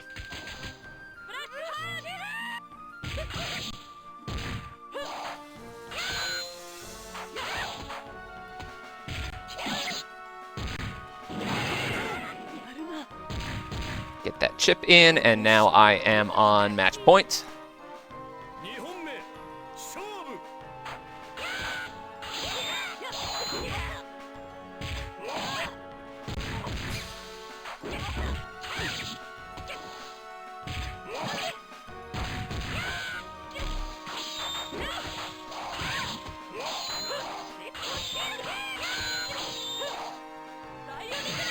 Ooh, caught me rolling, okay.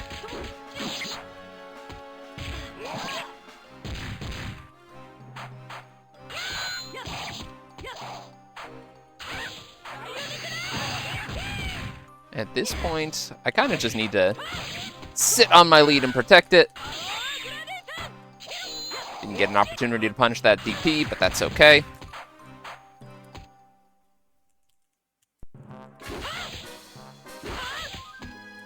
I love the toy transformation. It's so silly. And it makes people want to press a button. And then you cancel it into something and get a good bait. Alright, good games, Omni. The input for it is awkward, though. A lot of the times when I'm just kind of back-rolling randomly, I'm trying to do the toy transformation.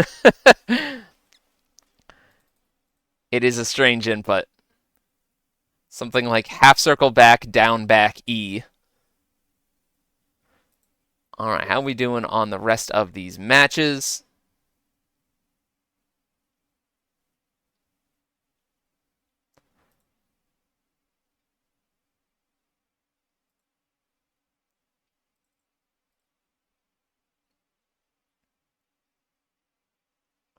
I guess in the meantime, let's watch...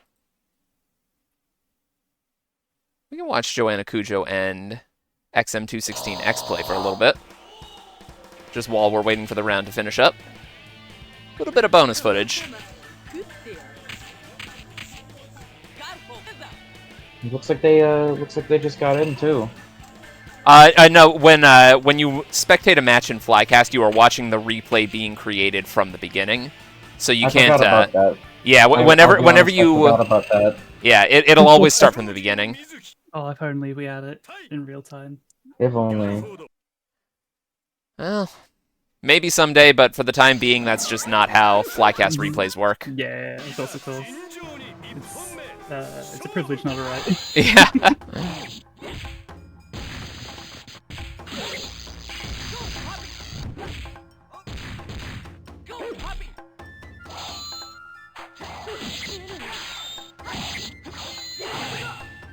Here, you know what? We can put this on full screen for now.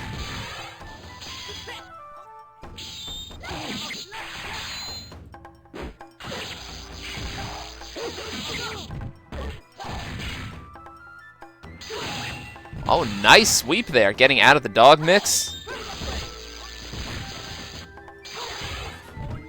And the portal to stuff the dog mix, too. Joanna's getting a lot of good reads here.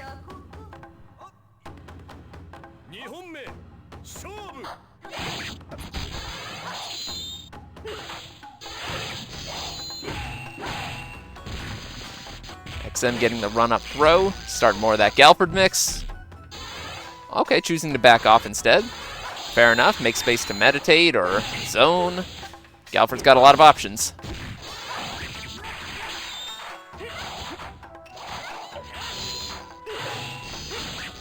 You know, I'm in the mood to pick up a new character lately. I wonder who it should be. I could try out Galford too, or maybe, honestly, Rimururu looked pretty fun. Maybe I'll try her next. Oh, nice, the cross-up teleport.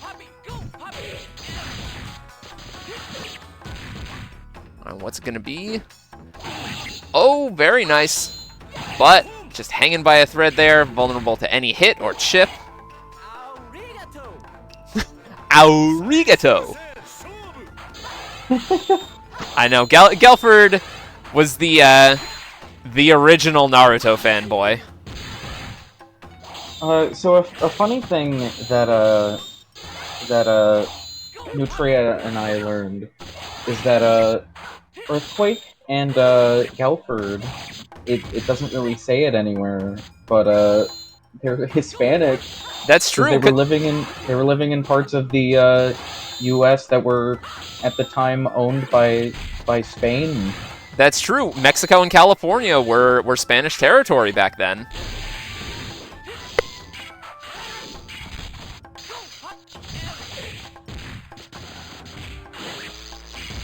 I forget the specifics of it, but like, I forget the specifics of it, but I do know that they were born in from like the period of time where they're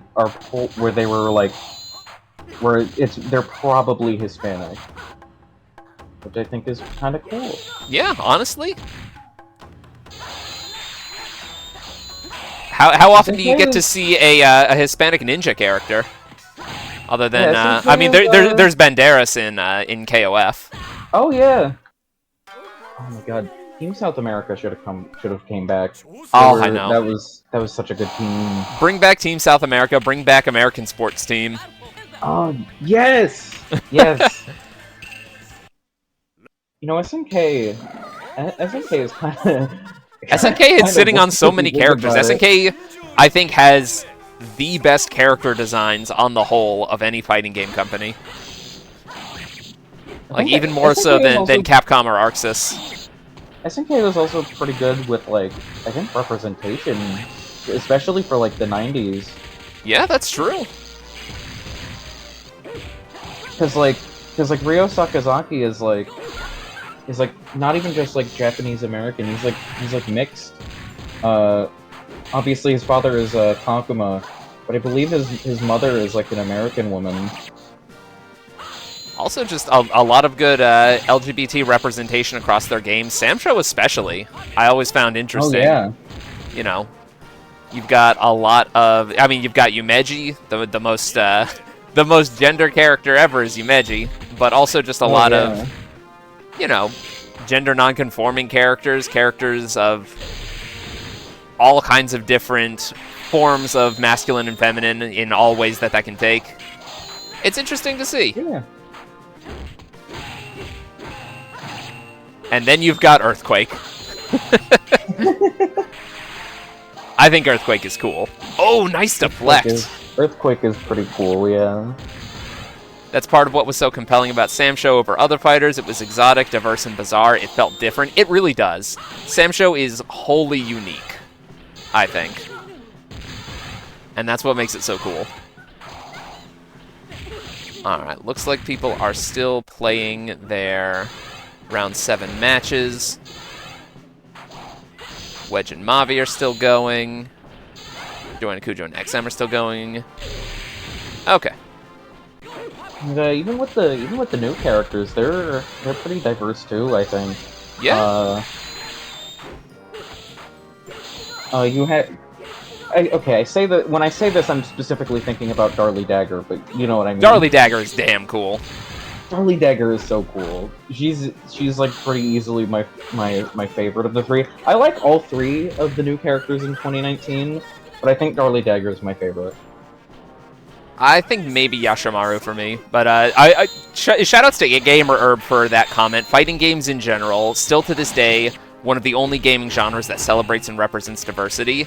I agree, and I feel like the reason why fighting games go so far out of their way to do that is because the characters are the content of these games. They are everything. A fighting game has to sell itself on whether its characters are cool or not. You know, you can talk all day about mechanics and balance.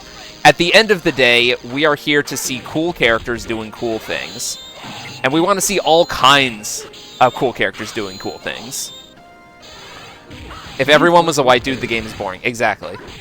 It's also worth, like, they've been doing it since before it was, like, the thing that companies do. Like, Exactly, yeah. Like Even back in the 90s, fighting games were pushing those bounds. Back in the day, I can't imagine what, like, you know, fiscal benefit there would be to just including people. It's just done for the sake of doing it. Yeah. Because they can make more kinds of cool characters, and that's what people want to see. Oh, the Isen! Cool. Let's go. That's so sick.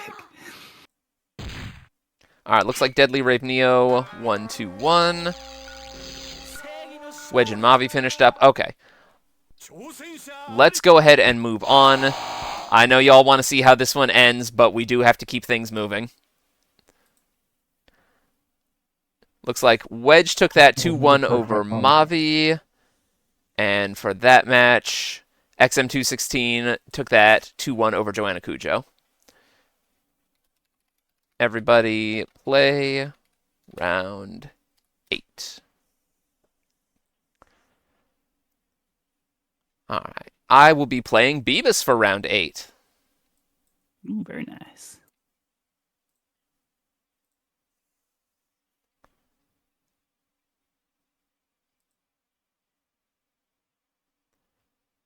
It wasn't to sell, it was to include. Yeah, absolutely.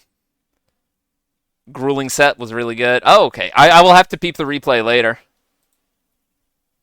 But for now, I need to battle Beebus. Oh, shit. Yep, we're up.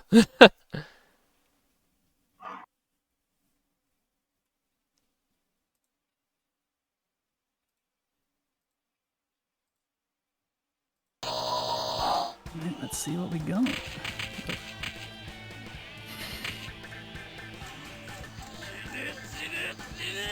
I'm not even gonna try Yumeji with this one. Oh yeah, I mean this is Genon is an absolute pest of a matchup. Play whoever you are most comfortable with. Oh, I gotta fix the scoreboard then. Goblin Man versus Zombie Man. All right, and we are good. Oh, nice. Get me with an early juggle.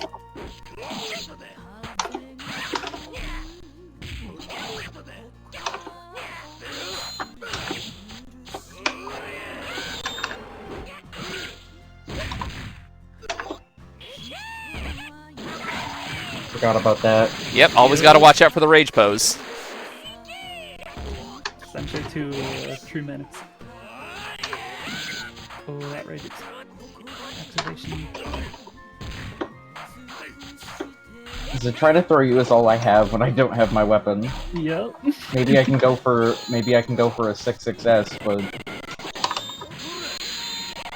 When it makes your highest damage button probably lift your sweep, it's a bad state to be in. oh, what is this? Ooh boy, yeah, a little bit of slowdown. I'm going to turn off the Discord stream real quick. That makes Okay. sense. See if that improves it. What'd you set your delay to, by the way, please? 1. I set mine to 2. Okay. If you want, we can restart this. Yeah. It doesn't look like it's getting better. Okay, we can restart this. Okay. No problem. I'll try delay 2.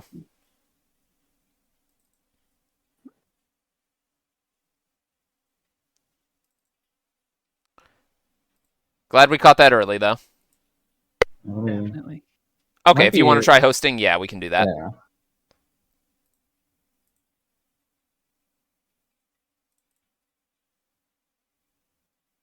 Let's try delay 2.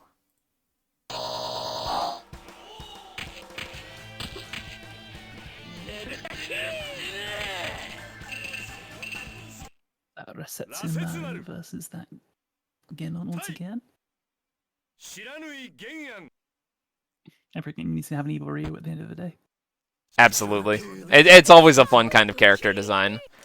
Let's make our main character, but kind of fucked up. Shadow J goes up a little.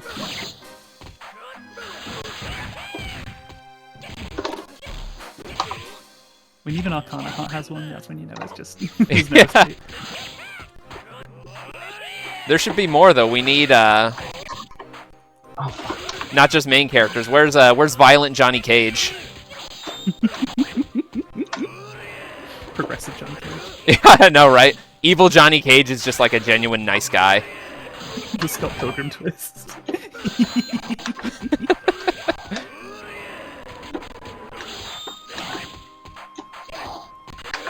Alright, I think setting it to delay 2 has improved things a bit. Yeah, this is a drastic improvement from what I can see. Ooh.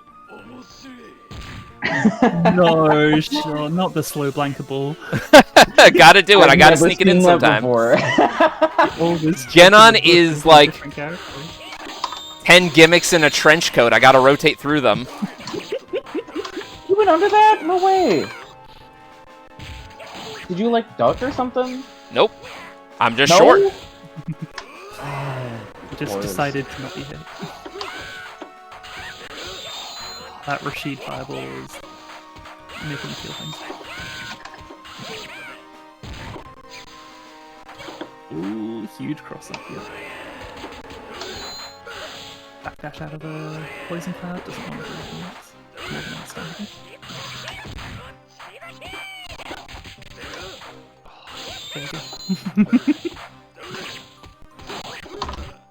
You had a character with a one claw hand. Oh! You need to bring that.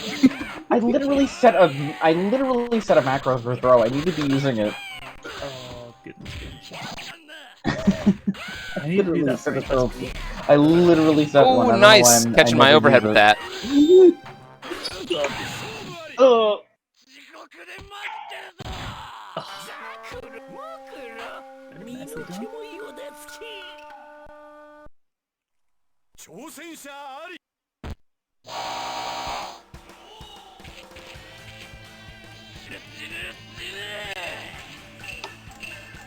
Genon is definitely a problem matchup. Multiple characters you play, Toast, I think are problem matchups for me. I have a way of finding annoying characters in a lot of games that I play.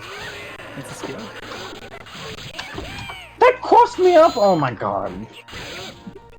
That's ridiculous.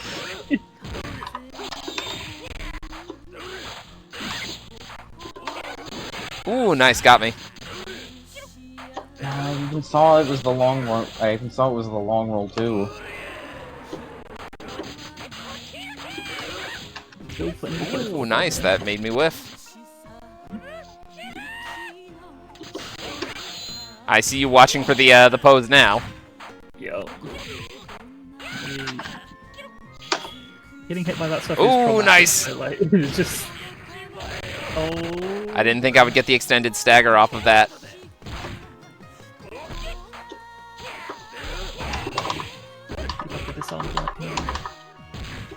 Oh, but he still has a slide.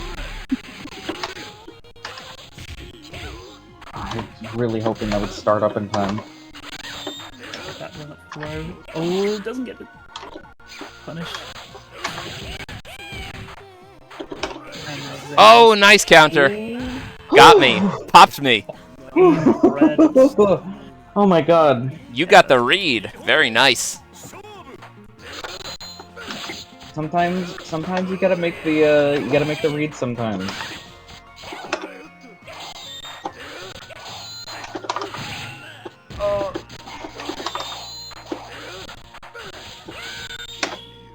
That's not gonna work.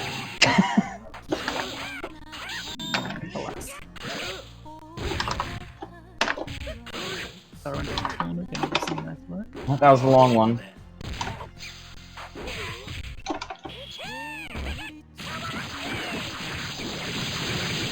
Ooh, beautiful conversion into the weapon flipping technique. Poison puff juggles or something else.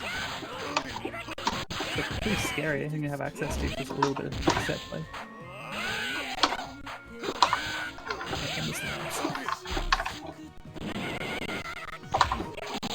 I'll do it again. I can't believe you did it to me again! I'll do it again. No. As long as I leave enough time between when I do it and when I don't. Make you forget I have that. And the horrible thing is, as soon as you press a button, you know you're getting hit by that roll anyway. Oh, that counter is killing me, though. Haven't been using that very We both often. whiffed our throw. It's so much harder to just confirm off of any jump-in than it is with Yumeji. If Yumeji has anything going for them, they have really good confirms from jump-ins. Like, it's just so easy to do that with them. And it's real good damage as well.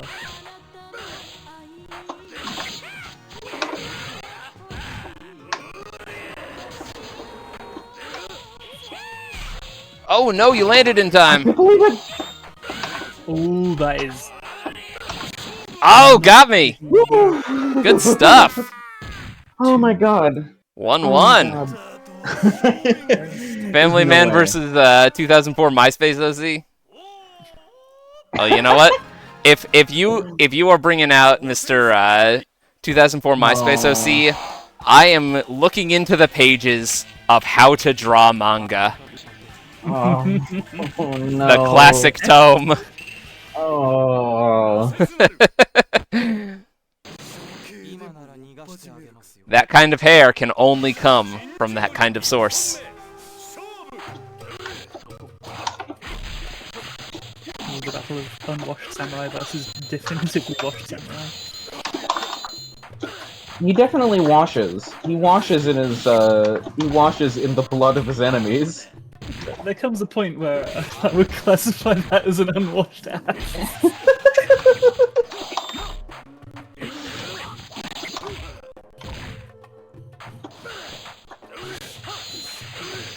Is a bloodbath really a bath at that point? Yeah, the blood kind of is like it's a subsuming word in the phrase. Ooh, nice! Ooh, huge opportunity.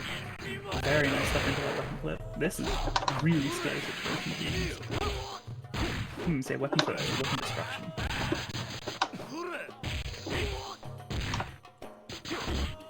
Ooh, throw to the corner.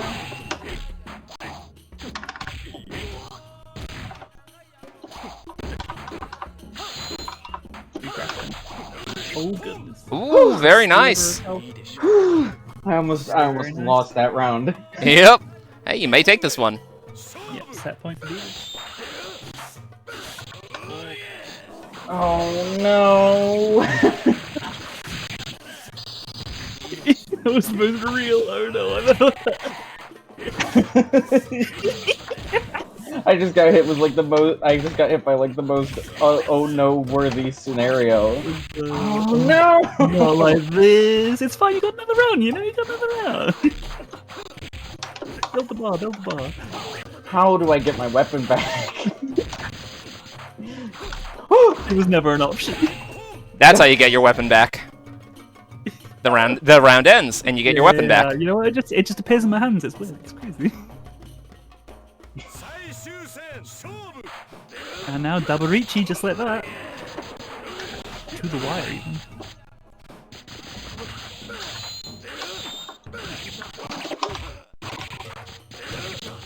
Ooh, huge punish on that throw whiff. Missed.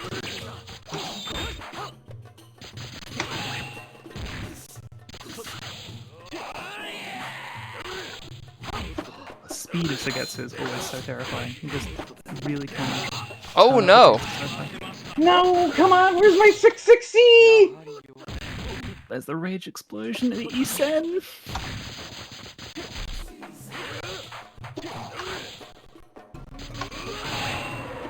Oh, bad trade for me though. Oh, huge impact.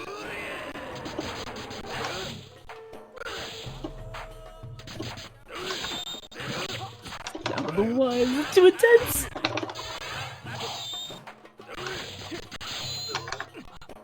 What? I can't speak. If I speak, I'm in big trouble!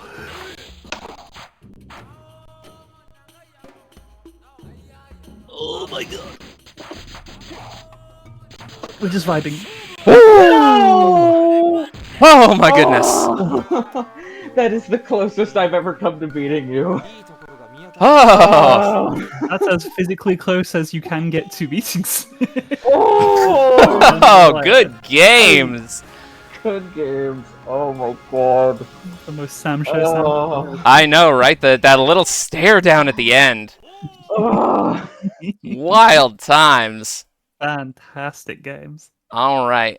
How is everybody doing with their round 8 matches?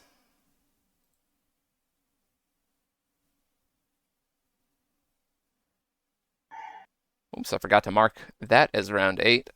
So we will move on to round 9 now. I gotta tell Alex that whenever we raid over to him.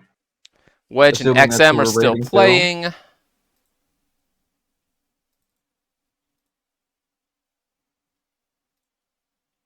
So once they finish up, we can move on to round 9. Should hopefully be done soon.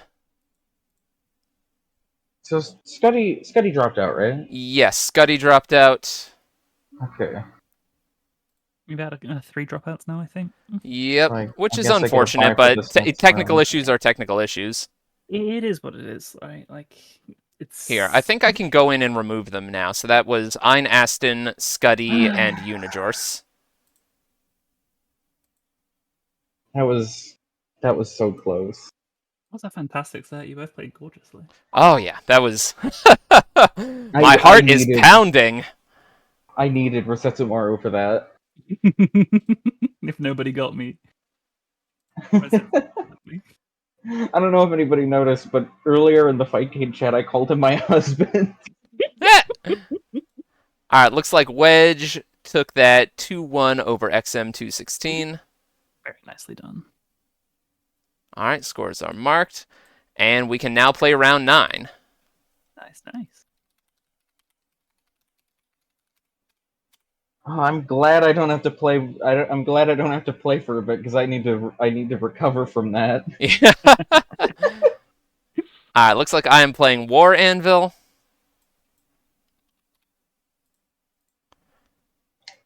Yeah, absolutely take a breather. Yeah, don't forget to set up the Discord stream again. Oh yeah, now that we can do that, let's go ahead so y'all can keep up on commentary. There we go.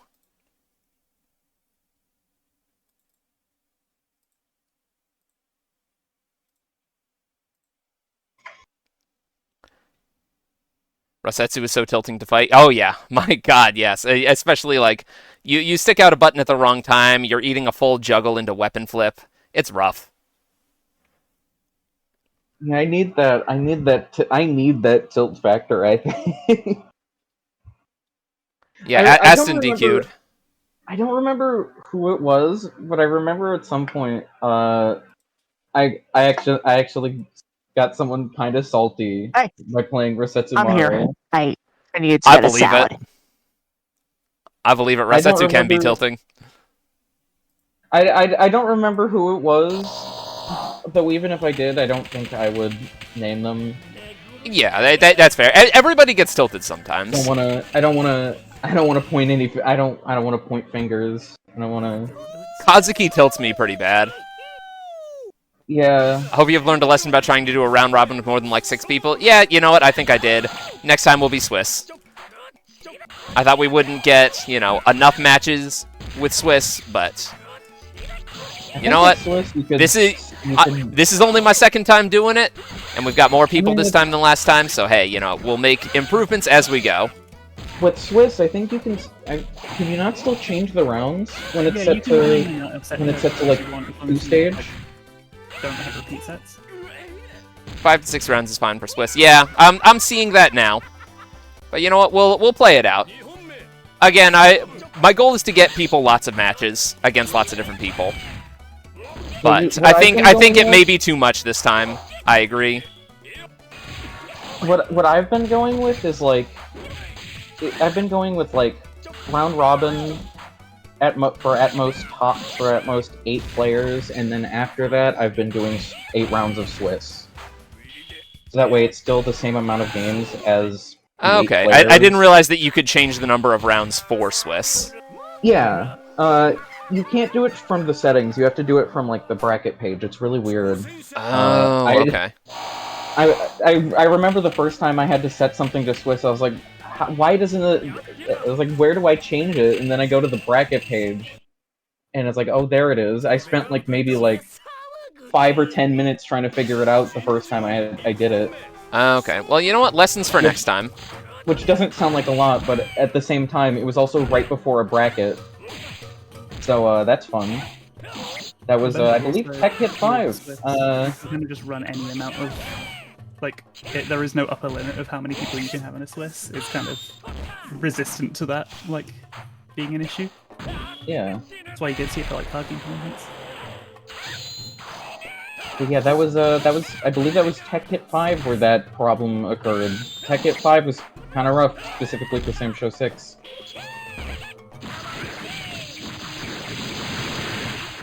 Cool little live event is supposed to run 2 hours max and 90 minutes ideally. Okay, yeah, I can see that. Well. Oh no, I jumped right into that at round start. I gotta stop. Round start jumping is getting on.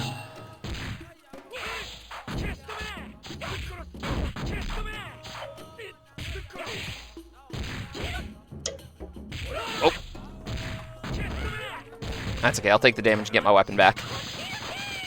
He just runs away from the wall dive. Why not? The punish catches the tackle, the 214S. I don't really know what you use that move for. It doesn't. I don't think it's very good. It can be a decent long range punish, I think, and I think it can also like run under a few things. Okay. Yeah, there was. It has its uses. Another new move, 236D.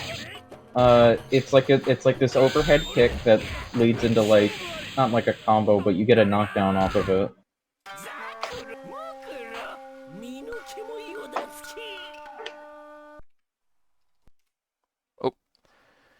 Oh. Alright, good games. Okay, yeah. I will try to time this a little bit better next time. I have not run a lot of Swiss or round robin tournaments, so that's all good though. We are here to have a fun time. We are not full on esports. Yeah. We're close to it. It's all good. I think I get a little too serious with me trying to improve at this game, but this is not esports. Yeah, no, there's nothing wrong with that, with feeling, you know, dedicated to improvement because you love the game. Yeah, I just need to. We're not playing for the $2 million Capcom pot though. Yeah, there's only so much professionalism that's expected of us, but I will change up the format next time. All right, we've only got a few more rounds to go, and then we can do our top 4 and wrap things up. Okay, so that was round 9. Let's see. Looks like OmniRabbit and Joanna Cujoh are still playing.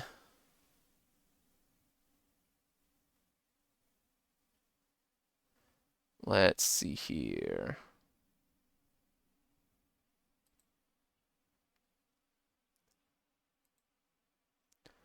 Need scores for DeadlyRaveNeo versus XM.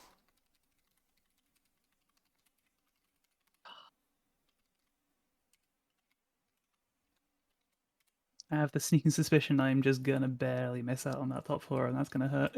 The flip side, I feel like the sun might come up any minute now. I'm sorry, you are in such a far off time zone. It really is what it is. At least like I've had 0 issue with any connections today, so like I can't complain at the end of it. Yeah, the Flycast has been getting a lot better about that kind of thing. There's still the occasional hiccup, but compared to like, you know, even like 2 months ago when I was trying to get this set up and failing miserably because I'm tech illiterate, to suddenly, oh, it all just works. It's fine. It's wonderful. Yeah. About it. Is what it is. Yeah. Wedge, you gonna go cook dinner? What are you making? Ooh, what's on the menu? I've been trying to do more of the cooking at home myself. It's actually been pretty fun. Just learning new recipes and picking up some new skills, improving existing skills. Not really much tonight. I can just leave stuff on the stove. Nice. That's kind of a genius way of tricking fighting game people into like actually eating healthily. It's like no, it's a you just have to you have to work on it. You've got to you can Set it and forget it. You saying I can lab this? Like Yeah. Exactly. It's gotta grind my knife skills. Got to it's kind of like a training mode, you know. Learn my nutrition frame data.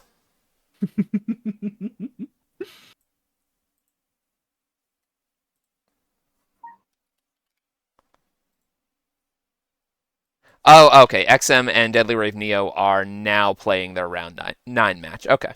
My goodness. You do need actual fundamentals for cooking. It's not even a joke. That is true. You made dope-ass vegan mac and cheese for lunch. Very cool. Wow. I need to learn more vegan stuff because I have vegan friends I want to cook for, and then I'm like, I have no idea what you actually eat. I have been trying to not necessarily strictly vegan food, but just introduce more vegetables into my diet over the past year because I'm American. I struggle with with having food that isn't grown in a laboratory and you doing that for me. But no, it's actually been very good. Like just making those changes. No, it's a strict improvement on like everything about like life. It's just it's one of those things you just kind of have to get over and get in. I think we can go ahead and do. Can we do our round 10 matches? Yeah, I was playing Scuddy in round 10, so we can spectate somebody else. And DeadlyRaveNeo and XM were both playing people who dropped out, so we can just go ahead and move on to round 10. Sounds good to me. And I guess we will spectate. OmniRabbit and Wedge or Beebus and Joanna Cujoh. Beebus was just on stream. Let's do OmniRabbit and Wedge. Excuse me.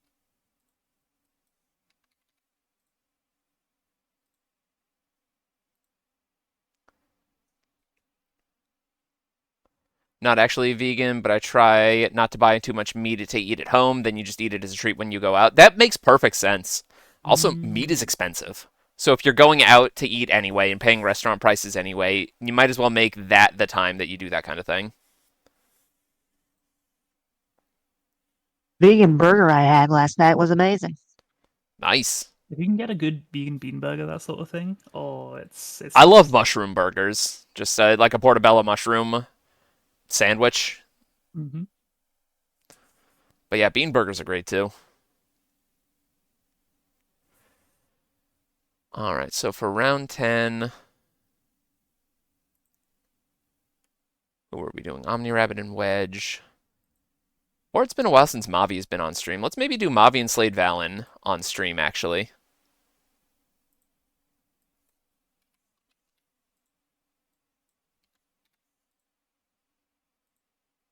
So whenever they start.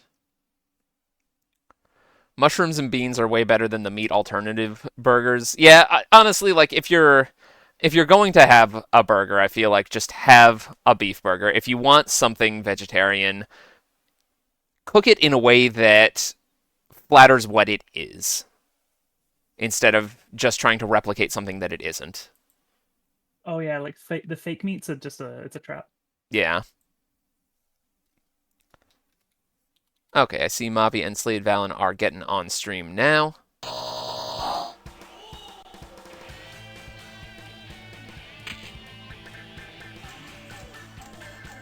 Oh, and this is round 10.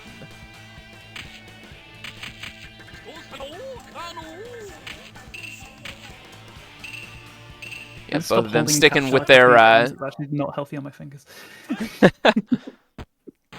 Sticking with their picks for the night. 5 Spirit Charlotte, 1 Spirit Kyoshiro. Both characters with dominating buttons on the ground. And strong buttons in the air, really. Mavi starting off with an early lead, pushing Slade into the corner.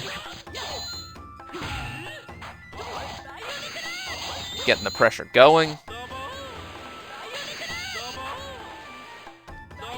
Oh, and I actually need to step away real quick. If y'all don't mind just watching this without my commentary for a little bit, I will be right back.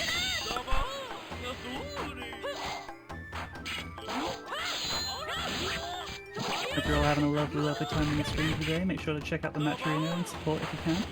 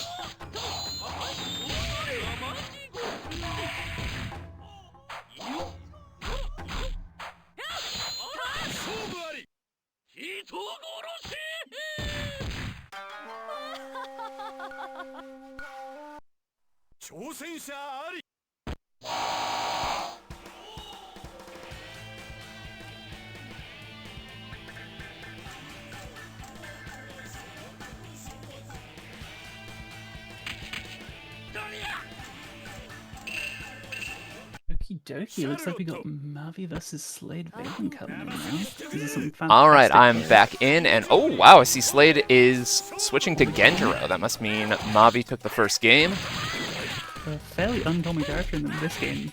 Which Yeah, is fairly uncommon in Sam Shodown. He did get some nerfs in this game compared to 5 Special, but I think he can still work. It's hard to make Genjiro unviable at the end of the day. He's one of those sorts of movesets where he's just implicitly has so much going for him. He's got the card mix, he's got pretty solid buttons. Unfortunately, struggles a little bit to get damage in this game, but he does have some links that he can do from point blank that can give him access to pretty high damaging routes. Mavi is doing some fantastic stuff to just keep Slade completely locked out. Although, the corner is fast approaching. Or at least it was. Strong confirm off of that counter hit jump C. And from the overhead. Oh, it's so cheeky. Oh, hitting it once again. This character is so hard to block against. Oh, there we go. SladeValen getting a little bit of damage to sit on from the beginning of the round. Now Mavi in a situation where they have to approach. Oh, nice recoil into Splash Fountain, taking the opportunity to make space, build some blue life. That's just investing in, like, if it comes to a game around 3, you have got such a ridiculous tool at your disposal.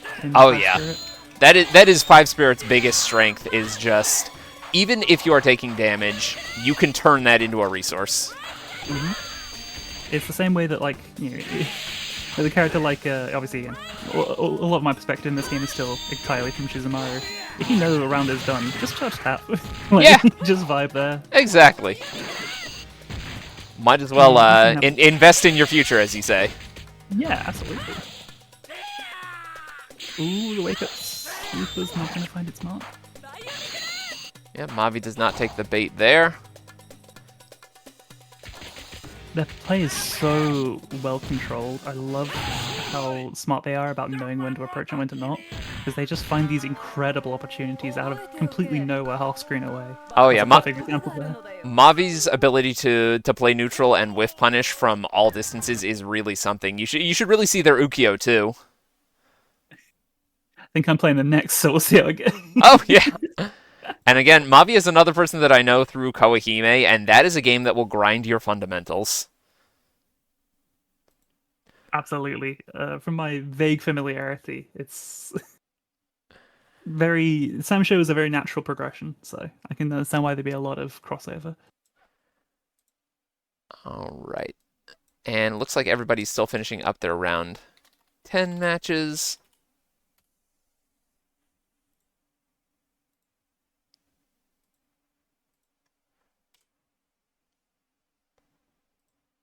Who have we got still playing right now? DeadlyRaveNeo and XM, Beebus and Joanna Cujoh, Wedge and OmniRabbit.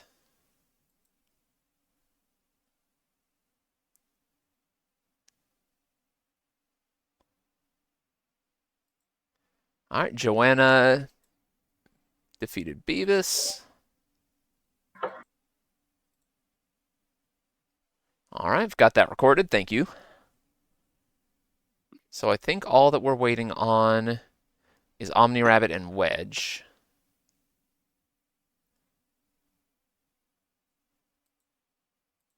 Yeah, Joanna's been getting a lot better really quickly, I think. I've been noticing her Curseal setups are more on point. She's been getting just a lot of great confirms, playing neutral really well, just overall improving very rapidly. And Aston, Yeah. no worries. I know technical difficulties can be really frustrating to deal with, so And just like thank you for sticking it out as long as you did. Mm-hmm. in just the first game, she got me with like a real meaty unblock with like the real meaty Curseal twice in the first round. Oh dang, that is rough to then- deal with, and like defending yourself under those conditions can be so hard. Yeah, it's really hard because like it's not just your controls are mirrored; they're also flipped as well. It is So, like, truly You have heinous. to hold like up forward to block low. And Aston, don't worry about needing to vent. I totally get it. We have all been there. We have all dipped into the salt bowl. It's completely fine. I've been there in bracket before. It's all good. Never been salty in my life.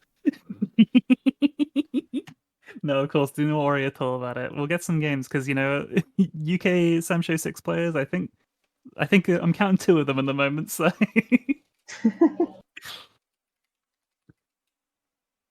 oh goodness gracious. Yeah. Also, just make sure you get some sleep because it is heinously late for you as well. Fast approaching that 4 a.m.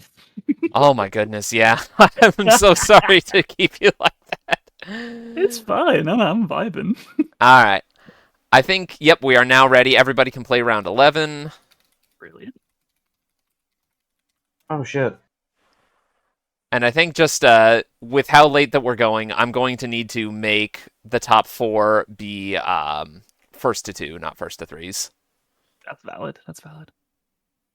Oh man. All right, so for round 11, who am I playing? I am playing Joanna Cujoh.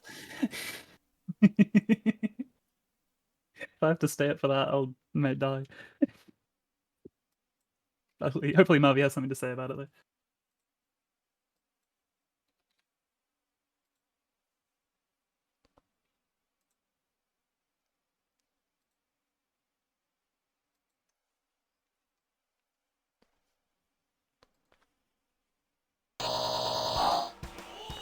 Alright, so now I am going to need to deal with those curse seal setups and with all of the other shenanigans Mizuki is capable of. Although thankfully I am playing a spirit that has a duck, so I do have an option if the curse seal isn't hitting as a true meaty.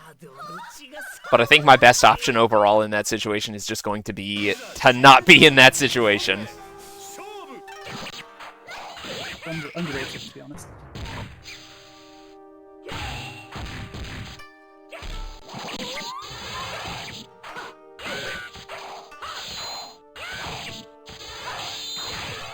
There we go. Now I'm in the situation. Okay. I was able to avoid it because it wasn't quite frame perfect. It can be difficult to land, but still.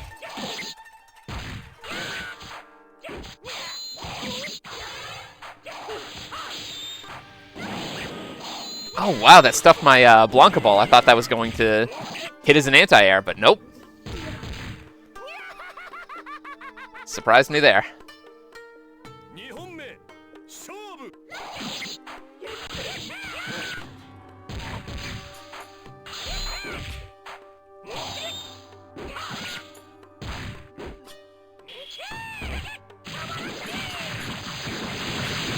That'll at least break the weapon. That puts me in a good spot.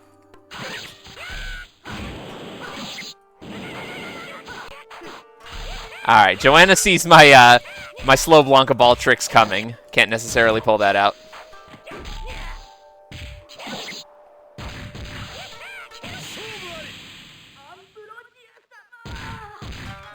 I just got to keep the mix on and not give Joanna a chance to get any of the crazy offense she's been showing started.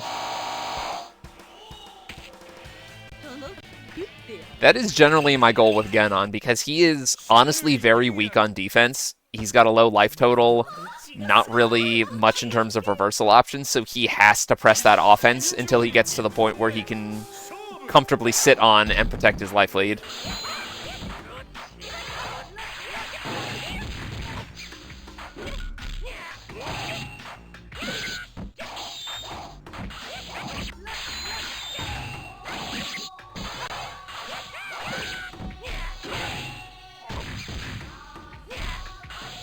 Ooh, okay, got me. I thought maybe going low would mix things up enough, but nope. Good defense.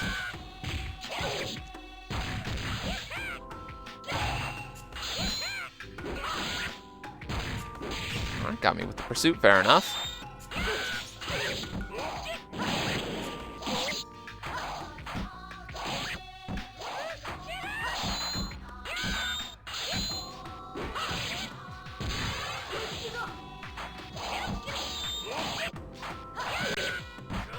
Oh no! I thought I was going to land on the other side, so I tried to go for a weapon flip, but my controls were not facing that direction, were they?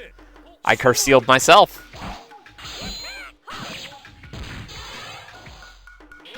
Let's see if it works. Nope.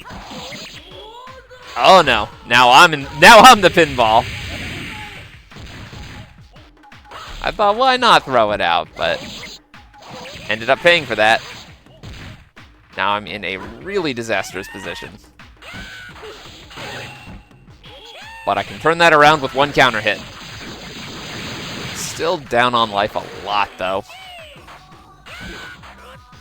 So I need to make the most of this opportunity where Joanna's weapon is not in play. Ugh, that's not making the most of that opportunity. Let's keep you away from your weapon. Ooh, nice!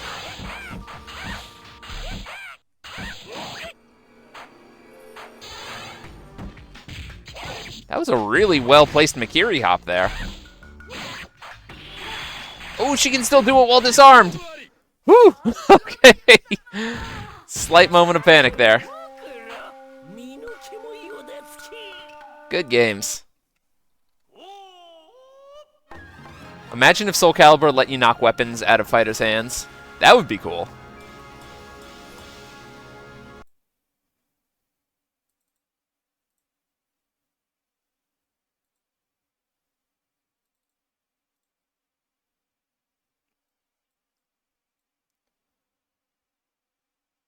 Okay, that was my match for round 11. Everybody else is still playing theirs. Who do we want to peep in on the meantime? Hey, Jen, how's it going? Welcome to chat. We are just nearing the end of the group stage of our bracket. We're going to be moving on to top 4 double elimination. Hopefully try to wrap this up, I don't know, maybe within the next hour if we can. Yeah, I can't imagine it'll take too much longer than this at this point. Yep. Alright, so who is still playing? SladeValen and XM. Beebus and DeadlyRaveNeo.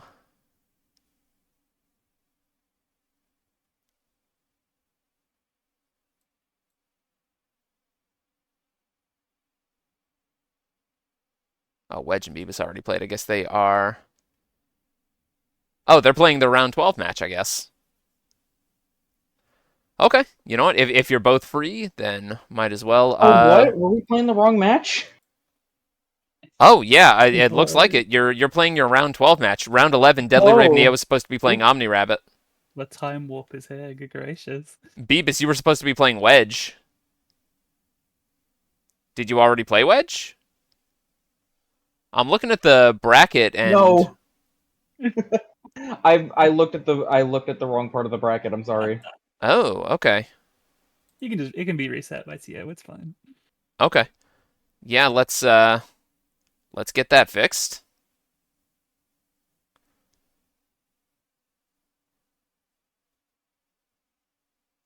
I wonder who entered in the score for Wedge and Beebus then.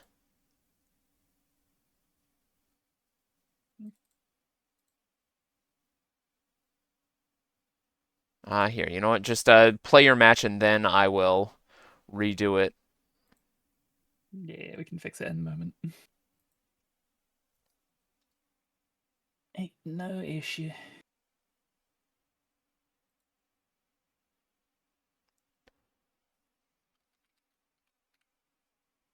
Are Neos and are Neo, OmniRabbit, Slade, and XM216 done?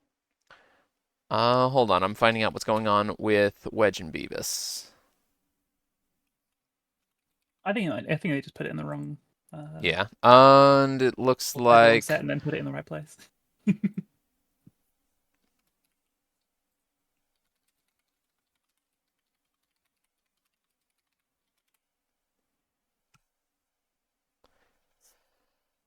everybody's getting mixed up. Oh, Wedge, you were playing someone who wasn't in the tournament. You just got a random challenge, maybe? Okay, then Wedge and Beebus, you play each other now. Finding random Samsho 6 players in the world, it's never a bad thing.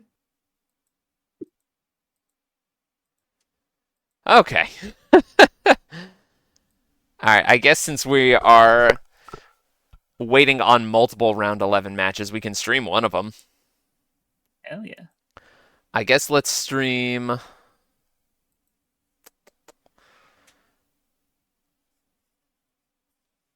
Well, we've streamed everybody a couple of times at this point. So let's maybe stream Wedge and Beebus. Affected match.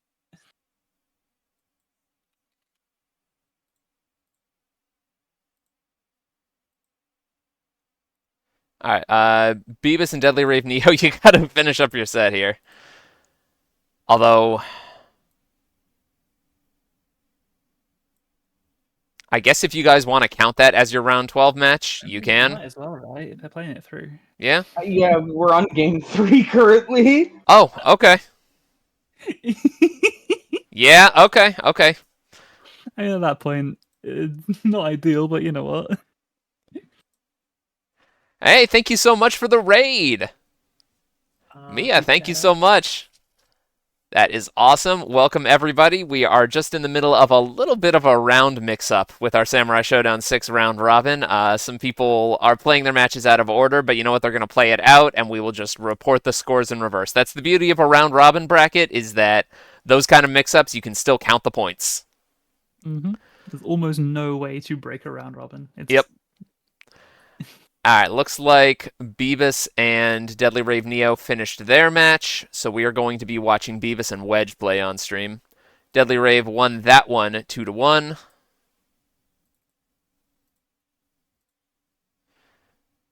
Alright, so we are going to be watching the round 11 match of Wedge and Beebus.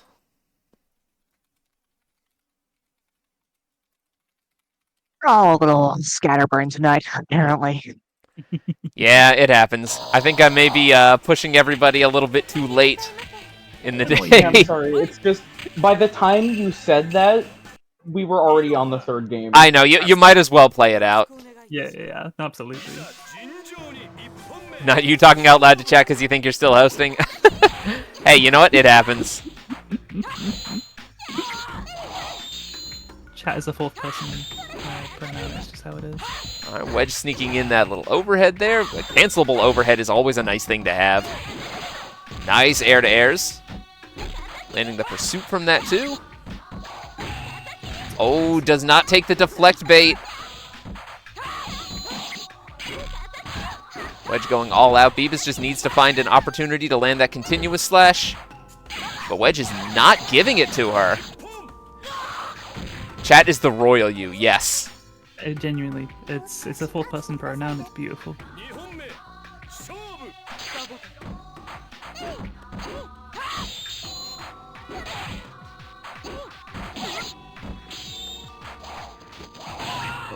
This is like Oh wow, the exactly counter hit. The character I would hate to play a character like Yumeji against, just someone who's so squirrely. And Exactly. hard to get a lockdown on. Yumeji has such an incredible ground game, but Iroha just does not need to care about that. She does just fly. Like, even on her grounded moves, she is just airborne. Yeah. And Yumeji has kind of a floaty jump arc. They do have some pretty good air buttons, but, you know, they're going to have a hard time advancing in on Iroha. Iroha is going to be able to kind of outmaneuver and dance so often, and characters, Iaido style characters, it doesn't matter what fighting game, they are going to have a lot of whiff recovery. Oh, nice anti-air weapon flip, though! Beautiful Landing stuff. that just in time to catch the landing recovery. And just guarding those tonfas like life depends. I don't think they're actually tonfas, but you know what I mean. Oh boy, but that is... Oh, no! No weapon flip there. Buttons, you'll love to see that, and they don't even actually get their weapon back for the troubles. That's a really good situation for Beebus. Finally going to be picking up. No, doesn't pick them up. Oh! Jumped away. That can't have been on purpose. And Wedge tries to punish that a little bit too early, sticking his hand in the blender. It's a classic. Multi-hit special moves in all fighting games. Yep, you gotta wait for them to be done.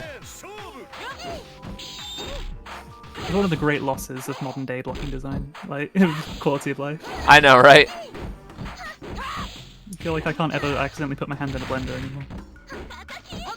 It's almost a shame. The children yearn for the blender. I think unironically that those moves serve that purpose to kind of get people hesitant to punish moves. Especially if you can mix up, you know, which version is doing more or less hits. Yeah, like with Shizumaru, the light spin cycle versus the heavy one. It's about half the length of time, so if people are hesitant, you genuinely get away with the light one quite often. Oh, that one does not catch the landing, but oh my goodness. Too far. Not a huge punish for the troubles, and throwing to the corner could be really fantastic. Oh, never mind. Rolling straight out. Alright. Beebus throwing Wedge into the corner, jumping around a little bit, maybe looking for a jump out attempt to air-to-air. Oh, that's going to be the guaranteed weapon flip.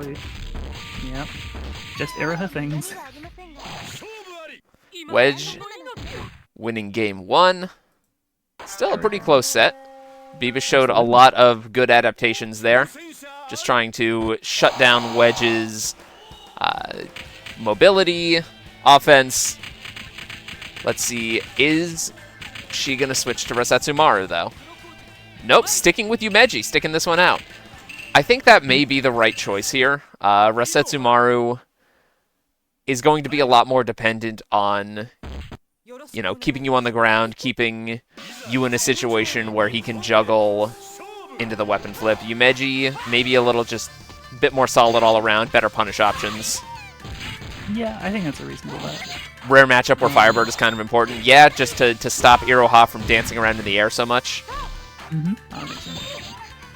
Oh no, drops the continuous slash opportunity. That could have been big. Oh, whoa, the early burst?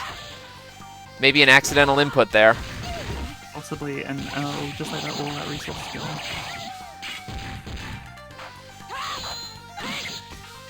going. Beebus now going to have to play twice as solid without that rage comeback mechanic. We do have a lead though, so they're still sitting quite pretty. Oh, nice solid hit there. Getting the throw into the corner. Beebus may just be able to do this without a rage bar. I mean, Wedge is no slouch, though, getting out of the corner. ooh, Oh, no. So much to keep a lid on things. Just a nice, get a good Presses the button too early, trying to get out of the chip. That's a situation where Hyperguard might have come in handy. Yeah, definitely. I think Wedge is a very active player. Very willing to kind of get in there and press buttons and do their thing, but moves like that are the perfect counter to those sorts of people. Exactly. I've played Wedge a few times in Karnov's Revenge as well, and he plays Zazzy in that, and just very much, you know, relentless offense, pressing you in, making you crack. And that is what we're seeing here from his Iroha. They're incredible with it. It's not a critique, it's barely even an analysis, it's just the way of the world. They do like to press. Beebus is not letting this break her, though. Oh, punish on the whiffed air DP? Without a rage bar, it's not going to do a ton. Oh my gosh! The running C! Such a fast button. I don't think anyone was expecting to have to block in that situation. Game 3 coming swiftly, just like that. This is going to be interesting to see.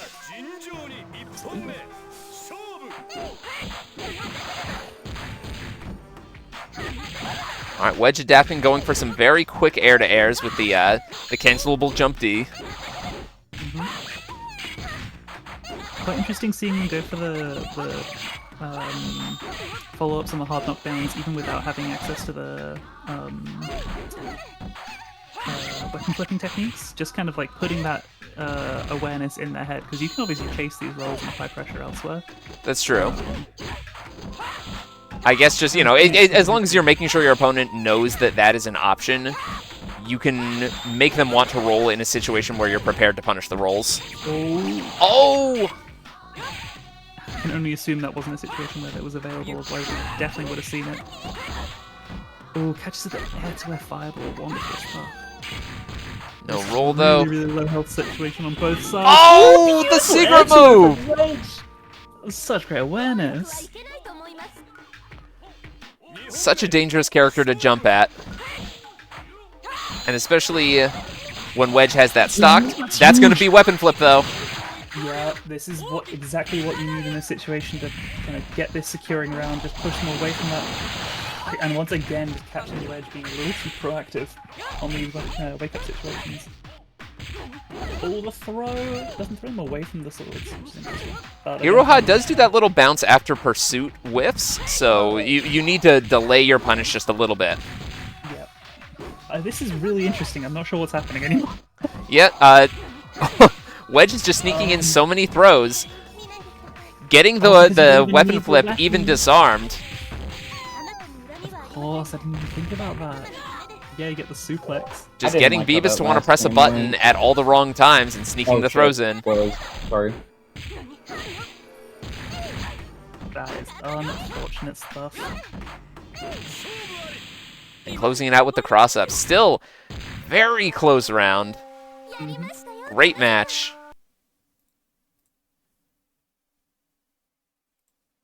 Both of these players were on it, but that last round just I'm sure every throw was just, you know, another weight on the mental stack.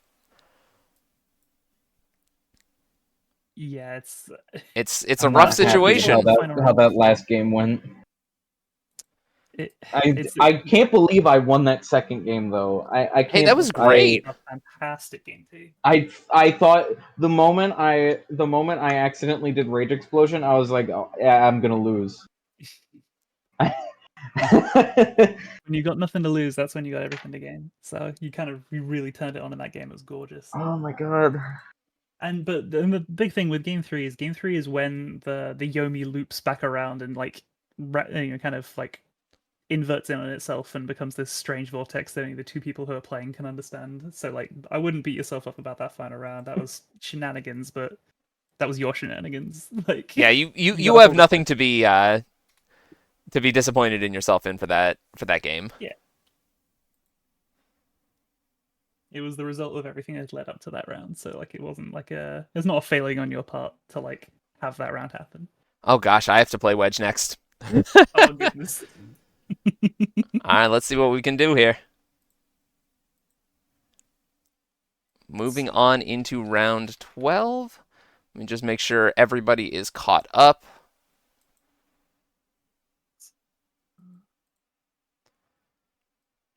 Okay, we've got all the scores in for everything up to round 11 except for DeadlyRaveNeo versus OmniRabbit, which looks like they finished their match up. Just need to get the score in. All right. That was my last match too, because in round 13 I would have fought EinAston, but he dropped out. Oh, okay. So you can stick with commentary for now. Yeah. Okay, looks like, yep, the scores are in. Everybody can play round 12 now.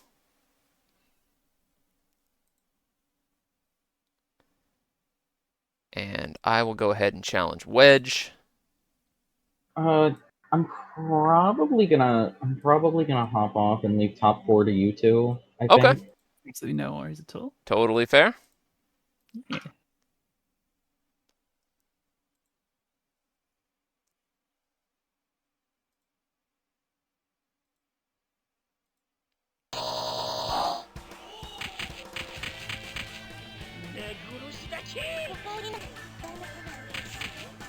Okie dokie. Oh, the Galford. Let's see. Just going to do my best to not crack under all that pressure, but let's see. Let's see what happens.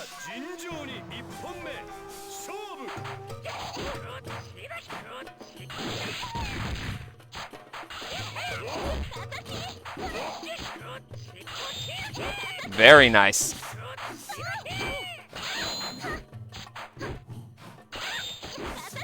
All right, using those Makiri dodges to full effect.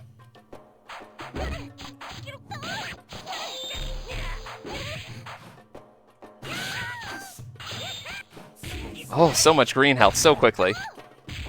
Oh, wow.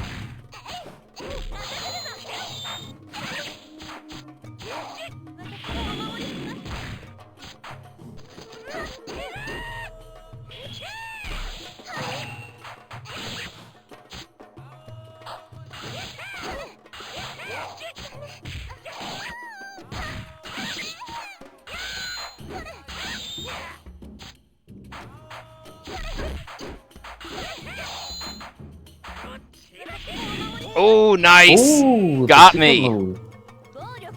Completely got me there. I wish Iroha had that win pose in 7.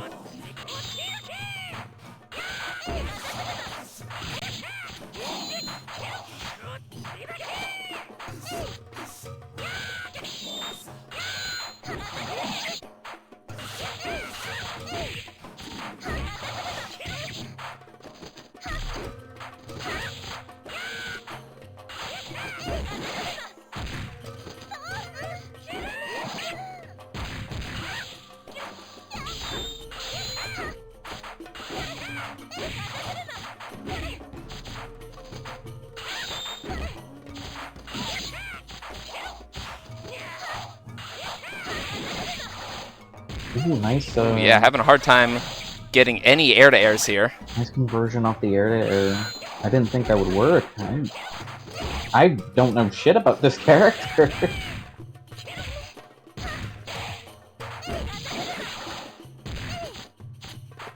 Oh, nope, no, misses the pursuit. Words.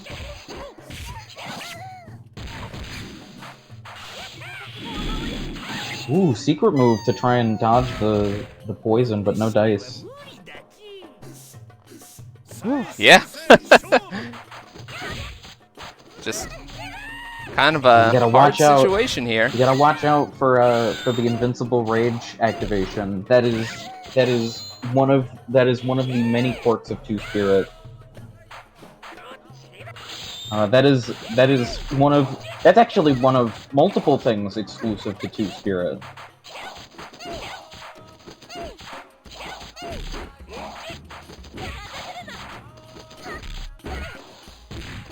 Basically, in Two Spirit, when you reach full rage, you enter this completely invincible animation. You cannot be hit or thrown by anything during the animation. On top of that, you can also cancel the animation into not only special moves and weapon flips, but also rolls, and you can also cancel it into rolls, into like really just evasive options, rolls, ducks, hops, what name you. You can cancel it into dashes and throws. Really anything that isn't like a normal or like a jump. I just need a timeout here, really. Oh! And I'm not going to get it. Something that I haven't really experimented with, you could also probably cancel into deflect. If you, oh no! Oh, I threw that away right at the end. Damn! Ooh.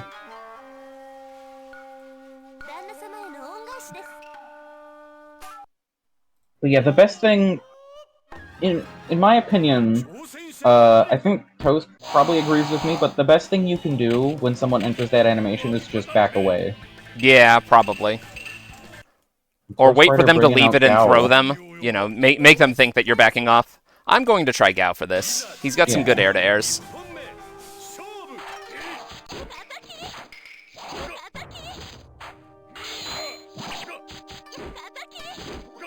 With Rasetsumaru, I think it's generally just a better idea. It's just a really good idea to back away when you see him enter that animation. If he's playing, if the Rasetsumaru is running Two Spirit, because he needs to get in your face to land that weapon flip. He needs to be right in front of you, and making that space, it makes him have to work a lot harder to get that space.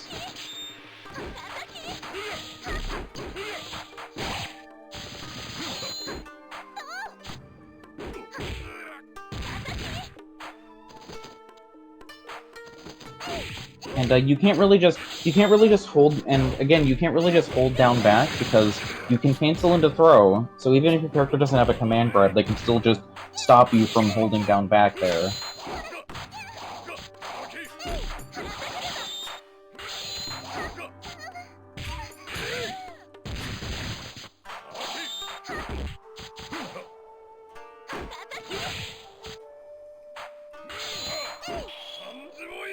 Oh, the weapon flip, that's gonna catch.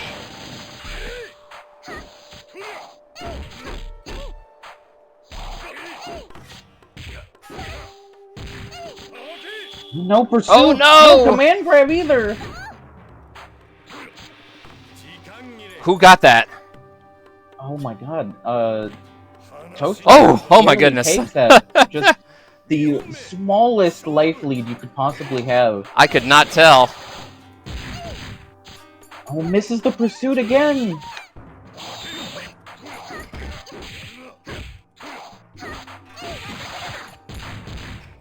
Nice air-to-air.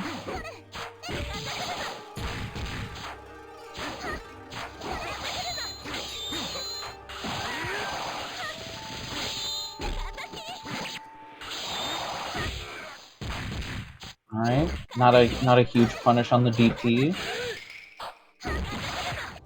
Doesn't need to be, though. Another nice air-to-air. Confirm right into the weapon flip. Very nice. Very nice from Wedge. And that's gonna kill! Oh my god. Ooh, yep. It a lot. It does. I don't think it scales if you combo into it. Oh yeah, because it's a command grab.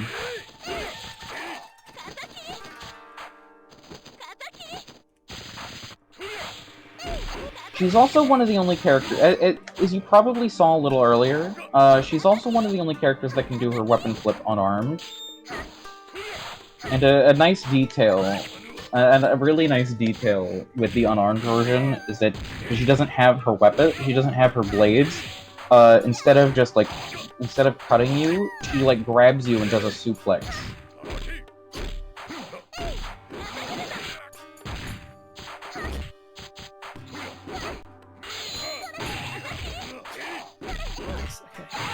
Let's see.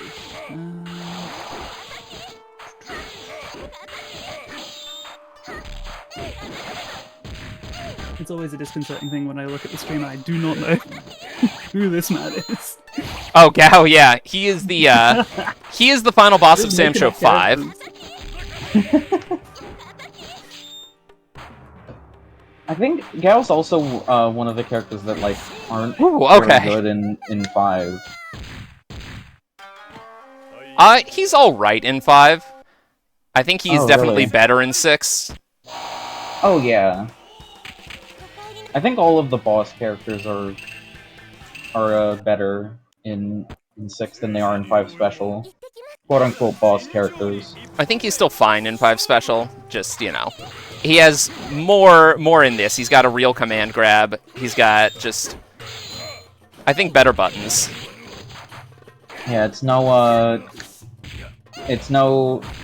Mizuki or Zonkuro scenario where they're just like pretty bad. But then in 6 they're both really good.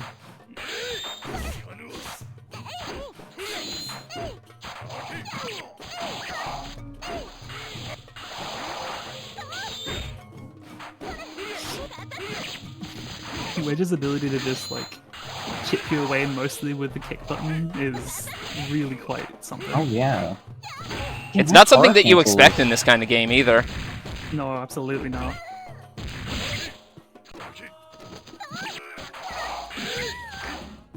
I'm not playing this game to get double Ooh, nice double jump to bait out the secret move. Beautiful stuff. Definitely got me there.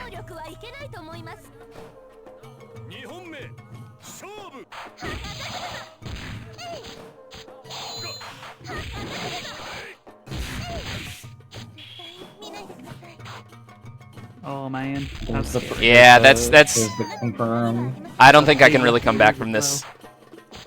You know, this is rough. You'd have to land a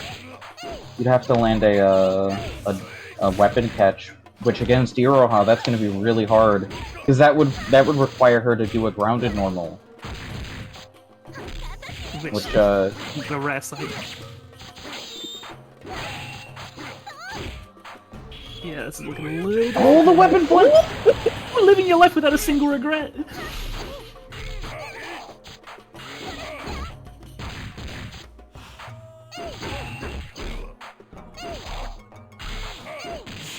Yep, got me. Oh, Good the games. cross-up JD. Fighter looking cross up.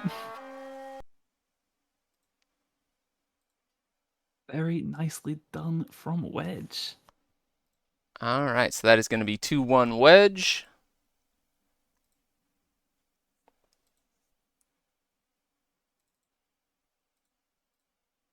And we can move into our final round. Hell yeah, and I've got a buy for this one thanks to our really talented players, so I can commentate this one more easily. His fingers crossed I'm done for my games tonight. Yeah, there's a like, aside from just the people playing, there's a lot of people in the lobby. Oh, that's so awesome to see. Yeah, look at all this. There's so many people. That's the power of running tournaments, though. Like, genuinely, like as soon as you start actually like running, as soon as you see like an amount of people in a room, people just kind of like flock that way. That's just the Fightcade ecosystem, and it's beautiful. Especially now that it advertises tournaments internally, which is just wonderful. Yeah, you have to do that through like the Fightcade Discord. Of course, yeah. It's a bit tedious, but it's worth it. Yeah. The reward far outweighs any kind of like headache, because like Yeah. it's just a direct line from the online service to the community, and I think that's such a wonderful feature. Yeah. Yeah, it's pretty great.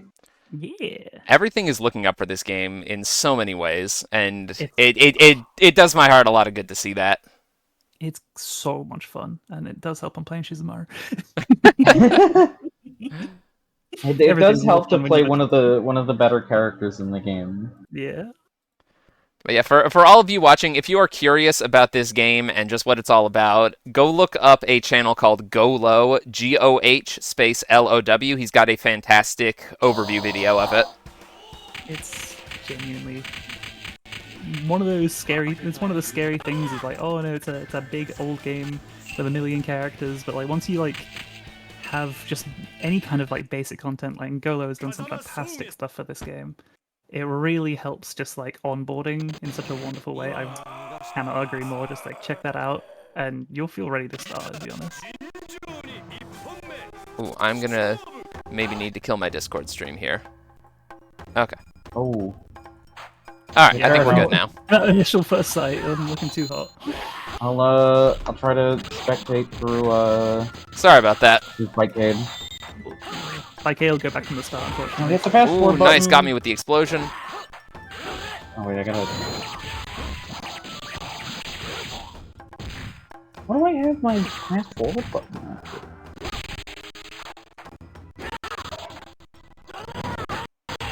Alright, might not have been the Discord stream, could just be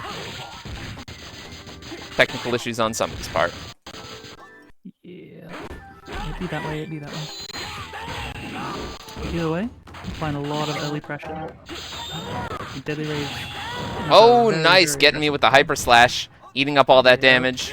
Oh, it's just grueling to see.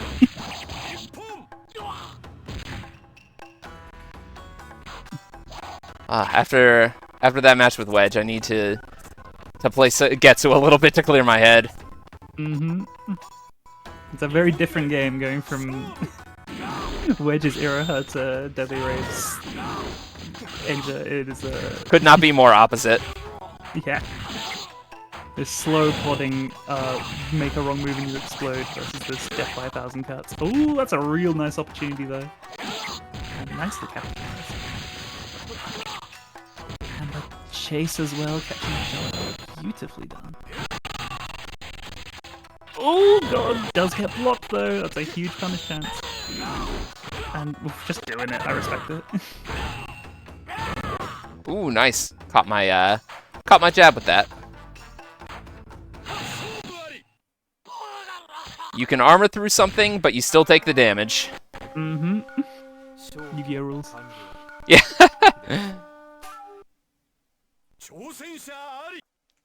Oh gosh, it has been forever since I played Yu-Gi-Oh. It's been at least 10 years for me. Same. I think I last played right around when they first started making synchro cards, and then I dropped out. Ah, right. That's a golden age. I love that stuff. Oh yeah, the Stardust Dragon and the Monarchs. It's a damn good time to play. Oh goodness. That was one of the most like just trying to hit a guy wreckers I've ever seen.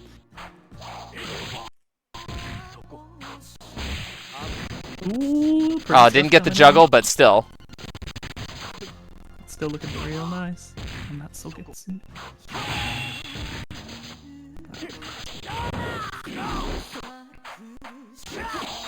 Oh, god.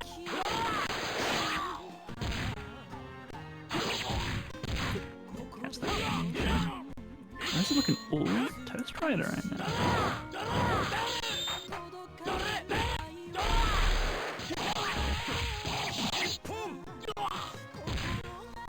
Very nicely done on set point already. Trying to blitz the way through this set. Yep, I picked Lucky I was Sogetsu trying to because I get- want trying to get a us very strong punish for Enja's Rekka stuff.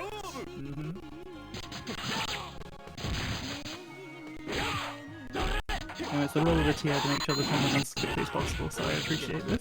Oh no, I ran out of rage just as it popped. Oh no.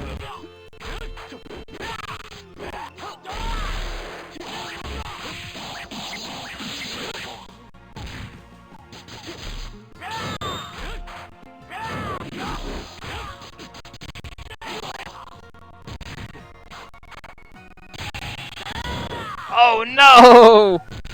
The Hyper Slash caught me. And the It's just overhead. so much. The damage is 40%. just... I saw the glow for the Hyper Slash there. It's just terrifying. Once you hit a certain point in the round, you're like, oh, I'm just playing for my life here. Whew, okay. Ooh, jump out that throw, and then the run up overhead. That thing is such a menace. It is. Very nicely done. Alright, and that is going to be my last match in the group stage.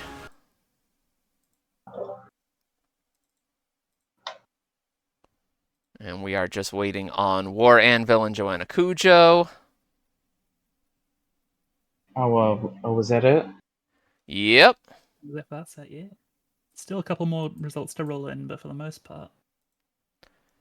Alright, I'm going to go back to streaming to Discord. I'm not sure if me closing it actually helped, or if maybe the problem was on DeadlyRaveNeo's end, but, you know, gotta try everything. Hey, things happen. It's a global tournament at this point. I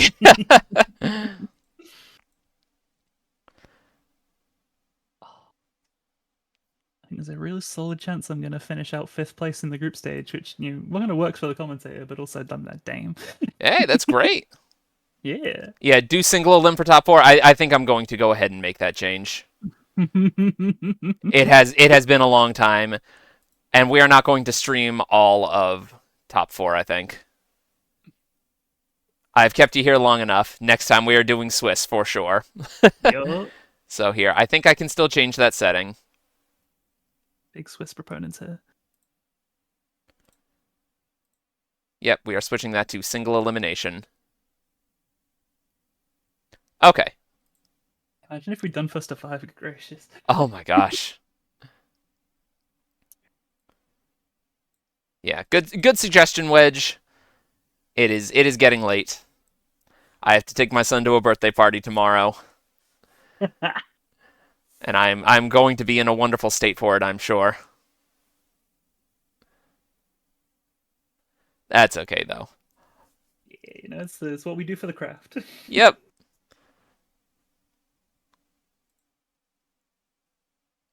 All right, just waiting on these last couple of matches to finish. That's Mavi and XM216X, and War Anvil and Joanna Cujoh. Let's take a look at the standings right now. Looks like so far, myself, Wedge, Mavi, and DeadlyRaveNeo are in top 4. We'll have to see what happens in the last round, if that will change any of that. Yeah. Oh, gosh, I don't know how I'm going to deal with Wedge's Iroha. Good question. That thing's a menace. Going to need to, you know what? The reason I picked up Sogetsu was to deal with Wedge's Amakasa. So maybe I need to pick up another new character to deal with Iroha. Somebody with very good air-to-airs. Somebody who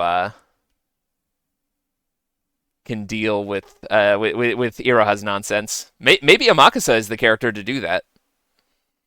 Or maybe Kazuki. I don't know. Maybe I finally need to learn Kazuki. It's never a bad bet to have a Kazuki, because even if it's not what you need it for, you now have a Kazuki. Exactly, yeah. You know, maybe I should work on that character next. Yeah. Alright, I think I'm gonna leave the rest of the commentary to you two. Yeah, sure. Thank you so much for helping us out on that. I hope you had a good time in the tournament. Yeah, it was a good time. Yeah, you take care. Thank you very much for being Got to see some awesome matches out of you. Thank you for having me on. I guess even though I kind of just let myself in, but thank you. Hey, no worries. Like, allow us to introduce ourselves. It's open mic. It's open mic in here. Yeah, thank you. Yeah, take care, everybody. Take care. Yeah. Alright, and one last time. Oh, is it per pixel or triangle? You want to do per triangle sorting if you're like trying to fix the character select screen.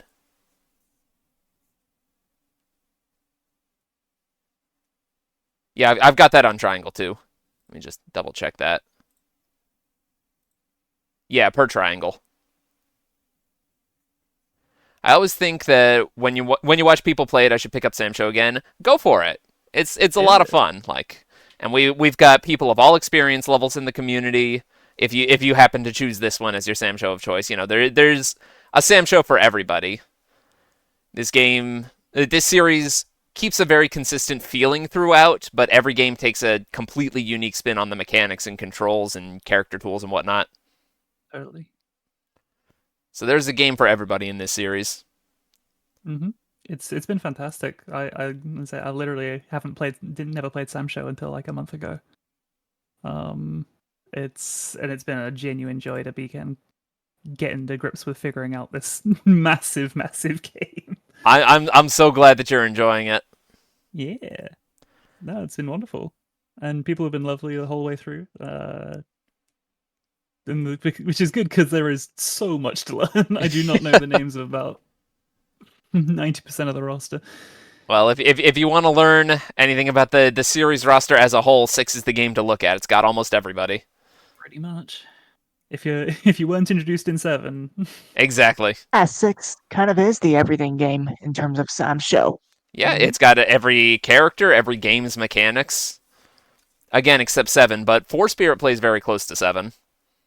Okay, Honestly, looks yeah. like that is going to be it for the group stage. Mavi and XM have finished. Just need to get the scores.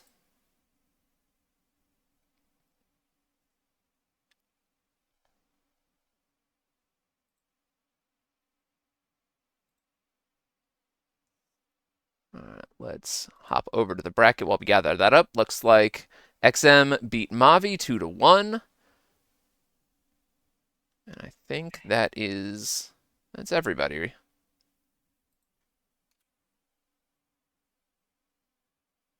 Yep. Okay. Oh, I might need to fill in some actual numbers for all of these DQ matches.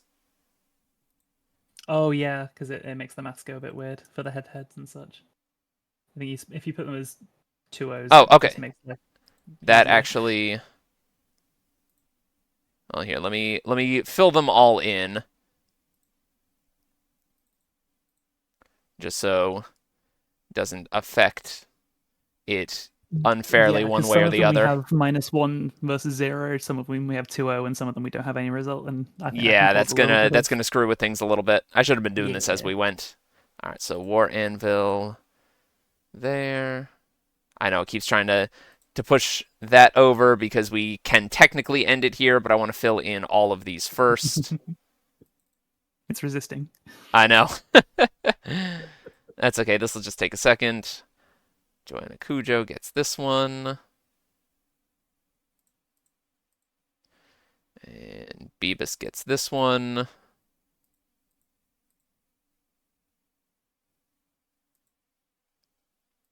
Wedge gets this one. And is that all of them?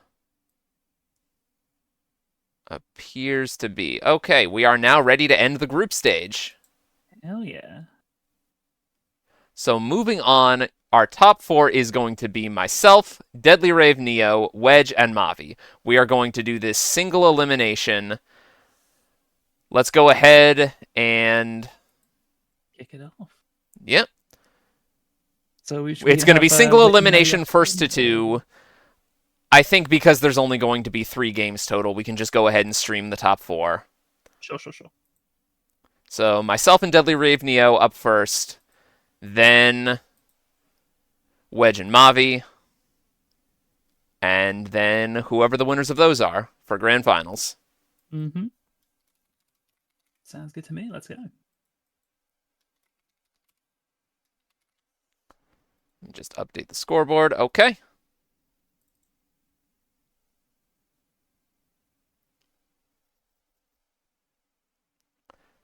Kicking it all off. This game has a lot of jump C pressing. Yes, it does. This is the jump C game. And we saw this matchup pretty recently, so it's a fairly swift round back here. Yep. Assuming DeadlyRave does stick with Enja. Okay, looks like he is. I feel like the way that Neo plays, I couldn't picture them playing another character at this point. I need to be more cognizant of when he has rage, though. Mm-hmm, because you just die. 40%, 45%, I can't quite tell how much you take on it, but it is just like too much to not be contesting. So I just gotta keep mixing.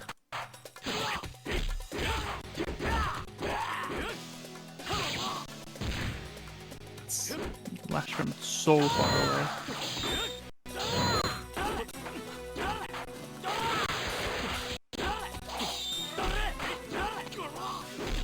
Nice sneaking in the throw. Very cheeky. Oh, the patience is ridiculous. Not even like down backing, just standing. That's so strong. Ooh, but whiffing some dangerous stuff there. He was looking for me to run up and mix into his explosion.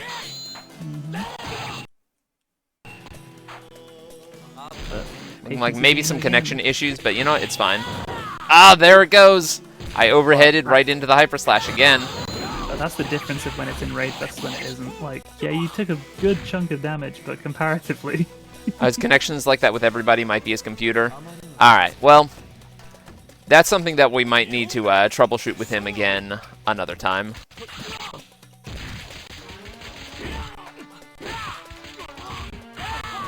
Hit throw and stuff. Oh, these are some scary regen pressure coming in. Got me. Just jump straight over that attempted meaty throw. Again, very proactive on these detonations, and they are not really panning out for Neo right now. Setting up these water bubbles, doing some real cheeky mix. Blocks the Hyper Slash, that's going to be a nice chunky finish. I mean, nothing too good actually. Fortunately, I flubbed the cancel to get the setup. Oh no, there's the Hyper Slash again. It does get blocked, and that should be curtains for this game one. Very nicely done.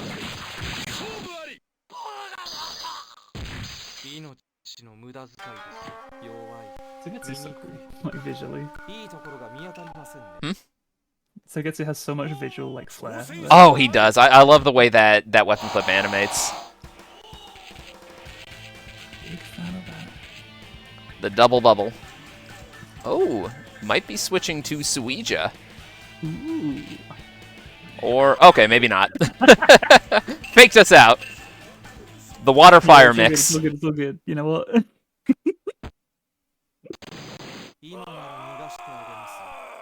It's all good. On the game 2 here, let's see if DeadlyRaveNeo can make the adjustments needed. Because I think they're just being a little bit too proactive in a lot of things that are kind of just allowing Toast to run away with this team kind of bit. Ooh, Oh, I got hit by the Rekka! That's gonna really hurt! Oh in my range, gosh. no less. That's a game changer if I've ever seen one. And to detonate into the corner as well. This is looking real bad.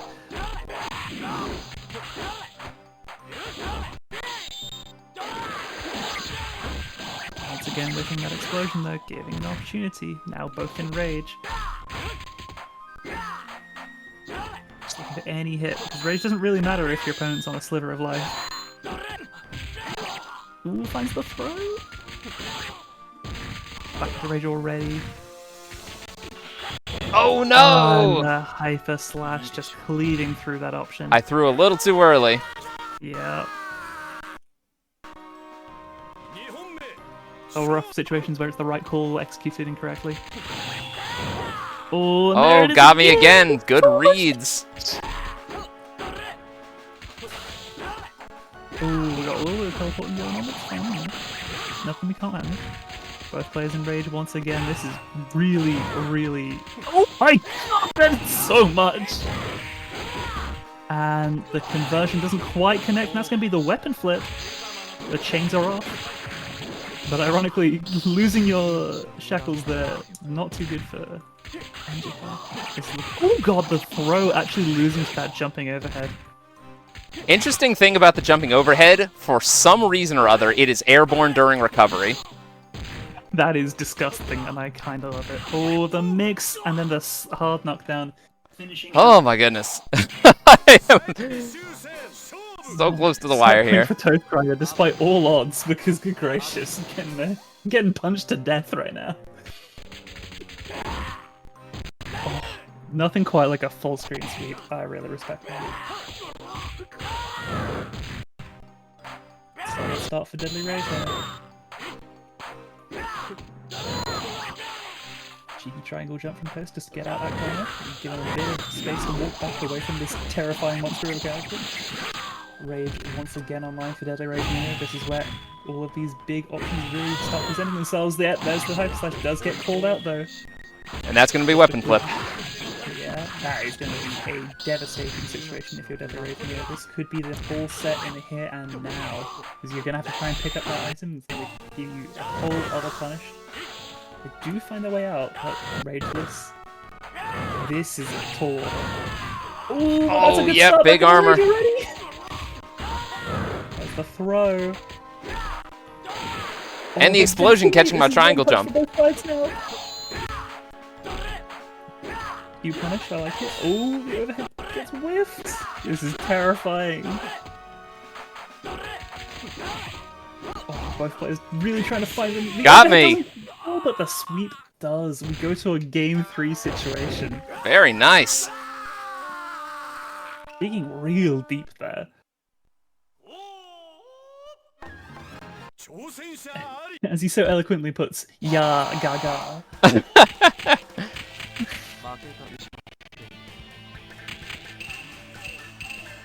Oh, I was so focused. I had completely had blinders onto the fact that I still had burst. Oh god. Man. Oh, I can't believe I forgot that. It has been a time. You had burst. Exactly. Catch that slide. Not gonna allow such things.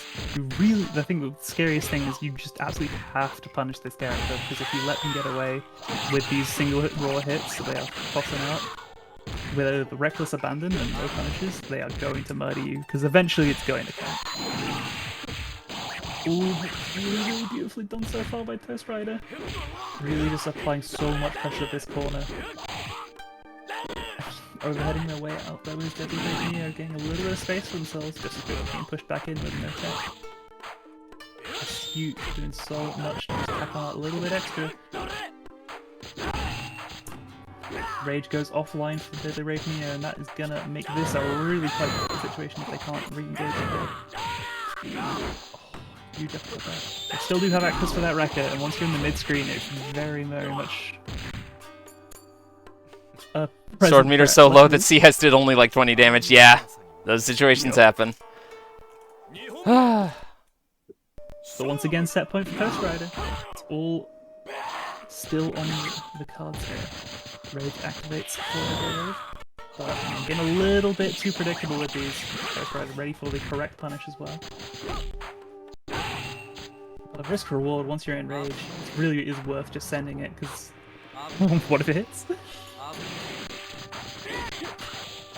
A little bit of zoning coming in from place. Not exactly what Sogetsu is like built for, but I wouldn't want to stand next to this person there if I can avoid it. I'm loving the applying the pressure with the bubble alongside the slash, just to shut down any kind of hyper slash attempts. There's only a single hit of armor, so as we see there, there's mitigating entirely. Oh, that could be huge. That's not going to quite kill, but it's going to do so much damage. The Rage is now online for both players. Ooh, nice throwing me out. And this is where things are scary.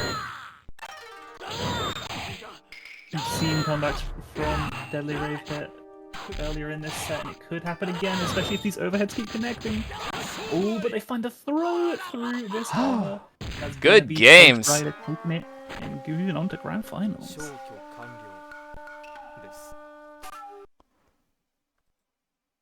All right, time for Mavi and Wedge. Mm-hmm.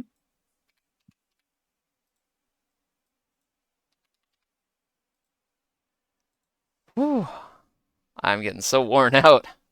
Yeah, it's been a long one at this point. That's okay. Once in a while, it's fine to really let loose with just staying up all night playing a wonderful game. Absolutely. And my tap finger doesn't hurt at all. Whew. All right, moving on to our semi-final match of the night.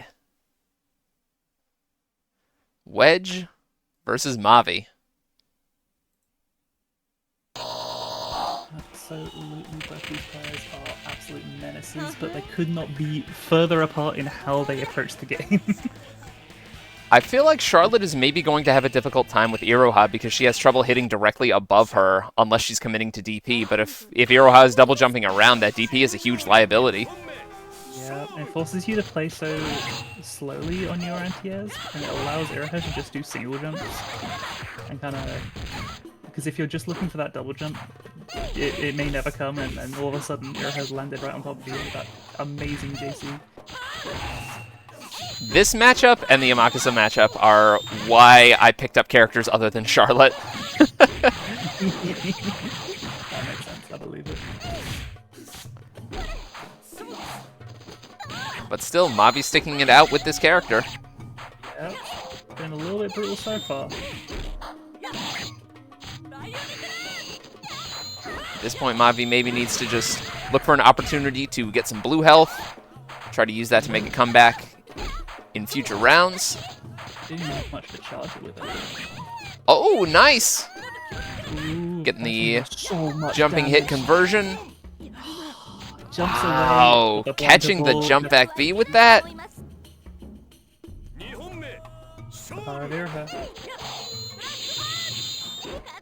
But Mavi's strength, you know, is in both neutral and adaptation, so let's see if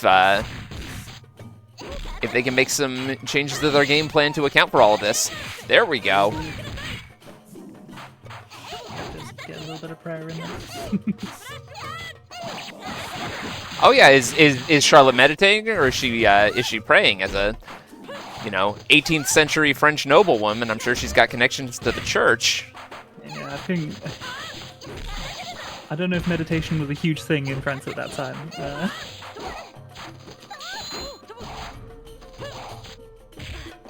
I'll leave my France biases at the door now. Oh wow, the deep cross up, good damage.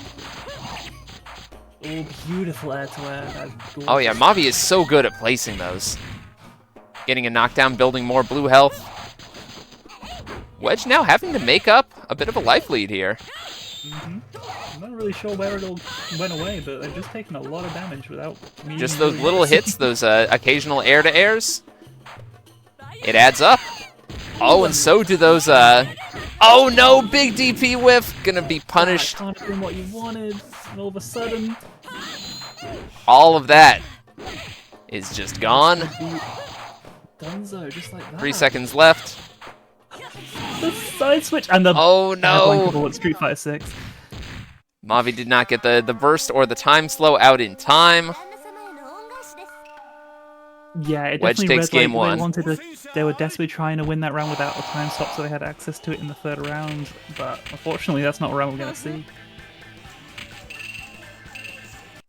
Still, I can understand the urge. If you pop time slow in round 2, you have no rage and no time slow going into round 3. Oh, it's a really bad situation. To have Maybe just wants to move on to the next game.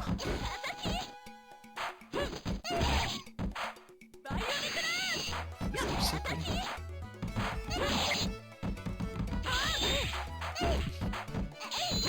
I love that Wedge is just happy to just take these low kicks as punishes and just like Exactly, because establish it pressure out of them rather than getting something huge. and you know it's a safe option, it's a fast option, it can't be deflected. Mm-hmm. It's something that you don't see out of a Samsho character too often, is that kind of almost Street Fighter style spamming your crouching leg kick. It's very Guile, yeah. I'm not gonna get anything. Oh yeah, big damage off of that. Oh, that's so chunky. Ooh, cannot air to air that secret move. Wedge is getting so much mileage out of it. Oh, my Oh, there's the goodness, yeah, burst. rage explosion. Mavi really does not want to lose a round here. No Now going finals in a this, very disadvantageous situation. It's looking all Wedge right now. Mavi is now at a massive disadvantage going into this round, not even just because they're down a round. Like, Really going to need to make every hit count. mhm. tries to go for a run under anti-air, but because, again, that double jump is just making all of that so much more difficult to land. It's looking really like it's a curtain call for Mavi here, for a fantastic run through this tournament.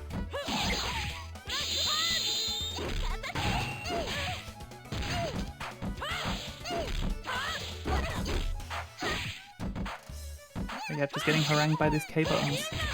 Oh, solid counter hit damage, though. It's Getting a little bit of mix. It's just going to be a mountain to climb. But it's not an unclimbable mountain. No such thing.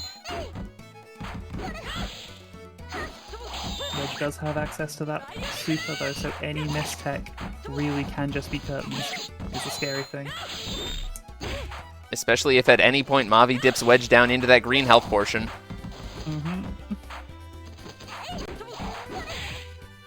Oh no, no longer having the lead. Oh god! No, that was almost it. That could have been everything. Oh, but with the timer as it is, I don't think it's. That's gonna be it. Yeah. Wedge advances on to grand finals. You won the only lovely ToastRider. Mavi put up an excellent fight. However, the D button, undefeated. All right, we are now in grand finals.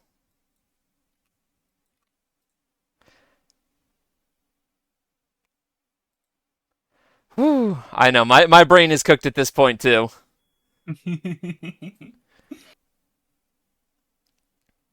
I'm feeling it too, Mavi. I'm feeling it too, but we're going to power through this. Give our audience a lovely show to close the night out on.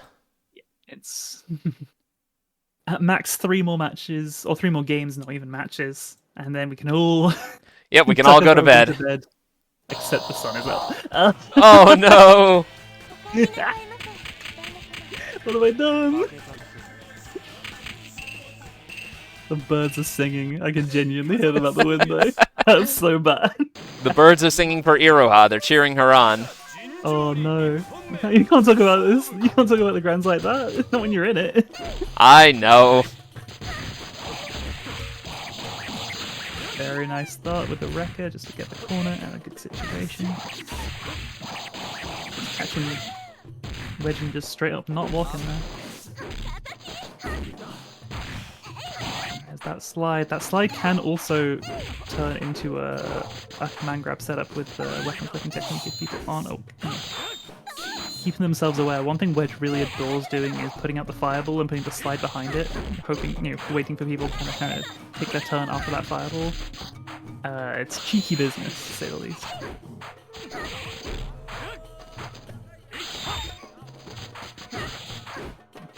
Wedge's aggressive style is really getting kind of stifled here, though, because Toast is doing a fantastic job of just catching out all of these kind of aggressive tools and just getting the appropriate punish as and when it shows up. It's looking real, real nice. Ooh, there's a throw. What's the situation? Just the double jump tries to get an ambiguous JC. I like the ToastRider just runs out of the situation, doesn't want to deal. Oof. Beautiful JA, just going to close that once you recognize that. Unfortunately, Rage is now a factor in this round. Oh, this is where it gets a little bit frightening.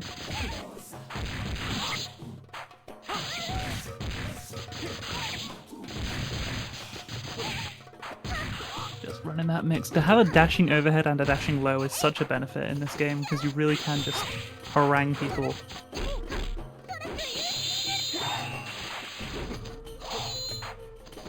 Iroha definitely has that vanilla ice effect where they just always seem to be airborne when you think you get a chance to get a good punish. I know, right? Oh, and the fact that she can special cancel her air-to-airs is really something. Yeah, it's pretty brutal.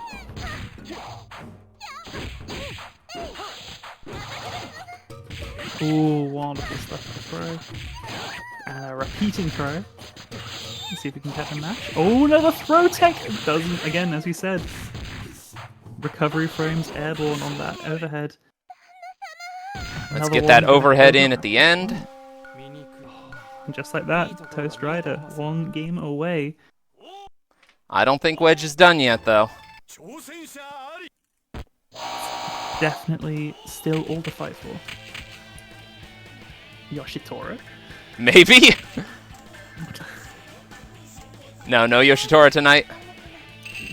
Not in this house. I would not suggest switching to that character in this situation. Hey, Vato, welcome to chat.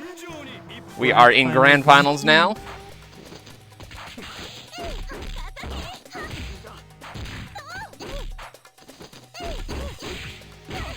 Ooh, this is more of what we expect from Wedge in terms of just being able to find these stray hits. And Oh no, I went right over him.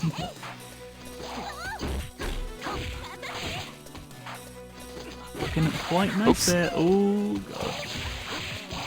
Does find a punish on that pursuit. You've got to be a little bit careful about that.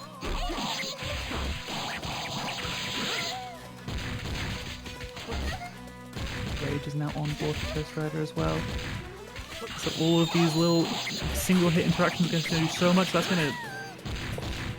It's looking real dicey all of a sudden for Wedge after a really solid start to the round. They are fighting their way back, and I love that we're seeing this time ToastRider waits that little bit of extra time, get the grounded hit. For what was Oh no, I didn't get the juggle. Oh well. And just the JAs and the JK doing some wonderful stuff. And set point, tournament point, everything on the line now. ToastRider can absolutely close this out here and let us all go to bed. I don't think Wedge wants you to sleep yet. Oh, you got fire in the belly, you know. Here we go, disarm. It's a lot. There's one character who doesn't mind it as much as others. Iroha definitely is a contender, though. We're not going to see a repeat of the Beebus set, though. They are going to pick those weapons up immediately.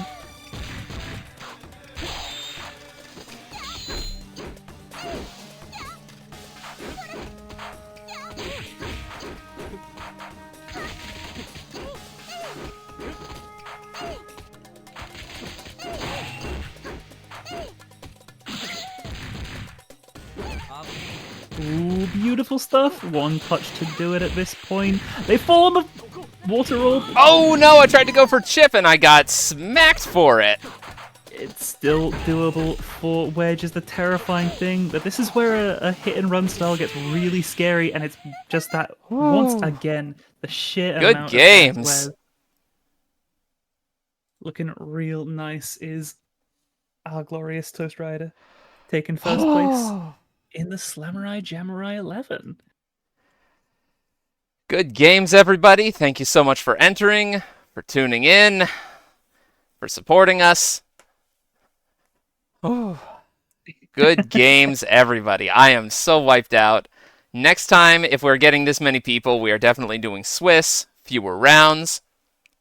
Oh, Wedge, the recovery of Sogetsu's overhead, the running overhead, is running B. Everything but the last frame is airborne. So you can technically punish it with a throw, but it's not very reliable.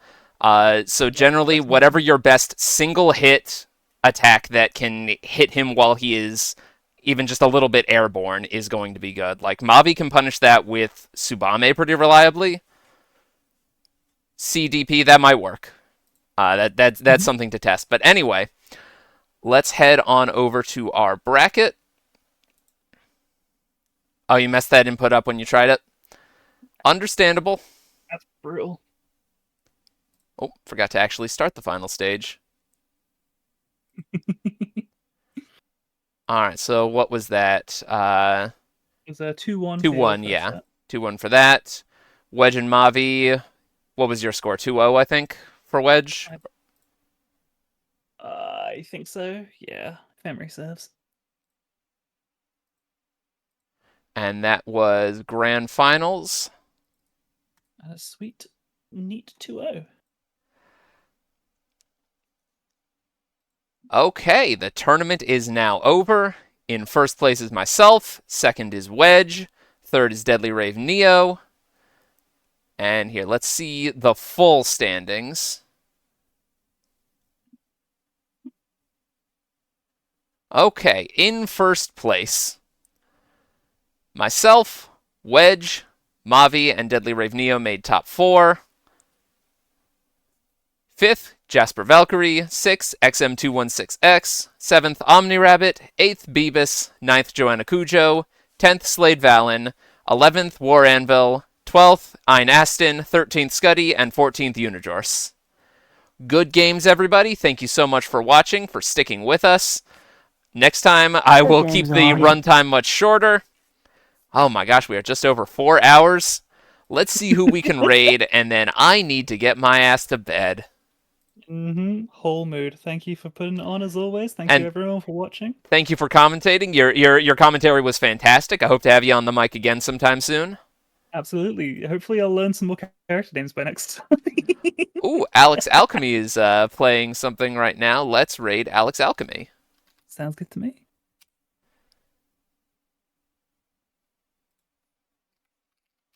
Heck yeah, Alex. Okay, y'all take care. Have a good one. Let's get this raid going. Hell yeah. Do you want to just chat about Pickle? What? Oh, whatever was on the Twitch homepage. Search me as to that. Gracious. Okay. All right.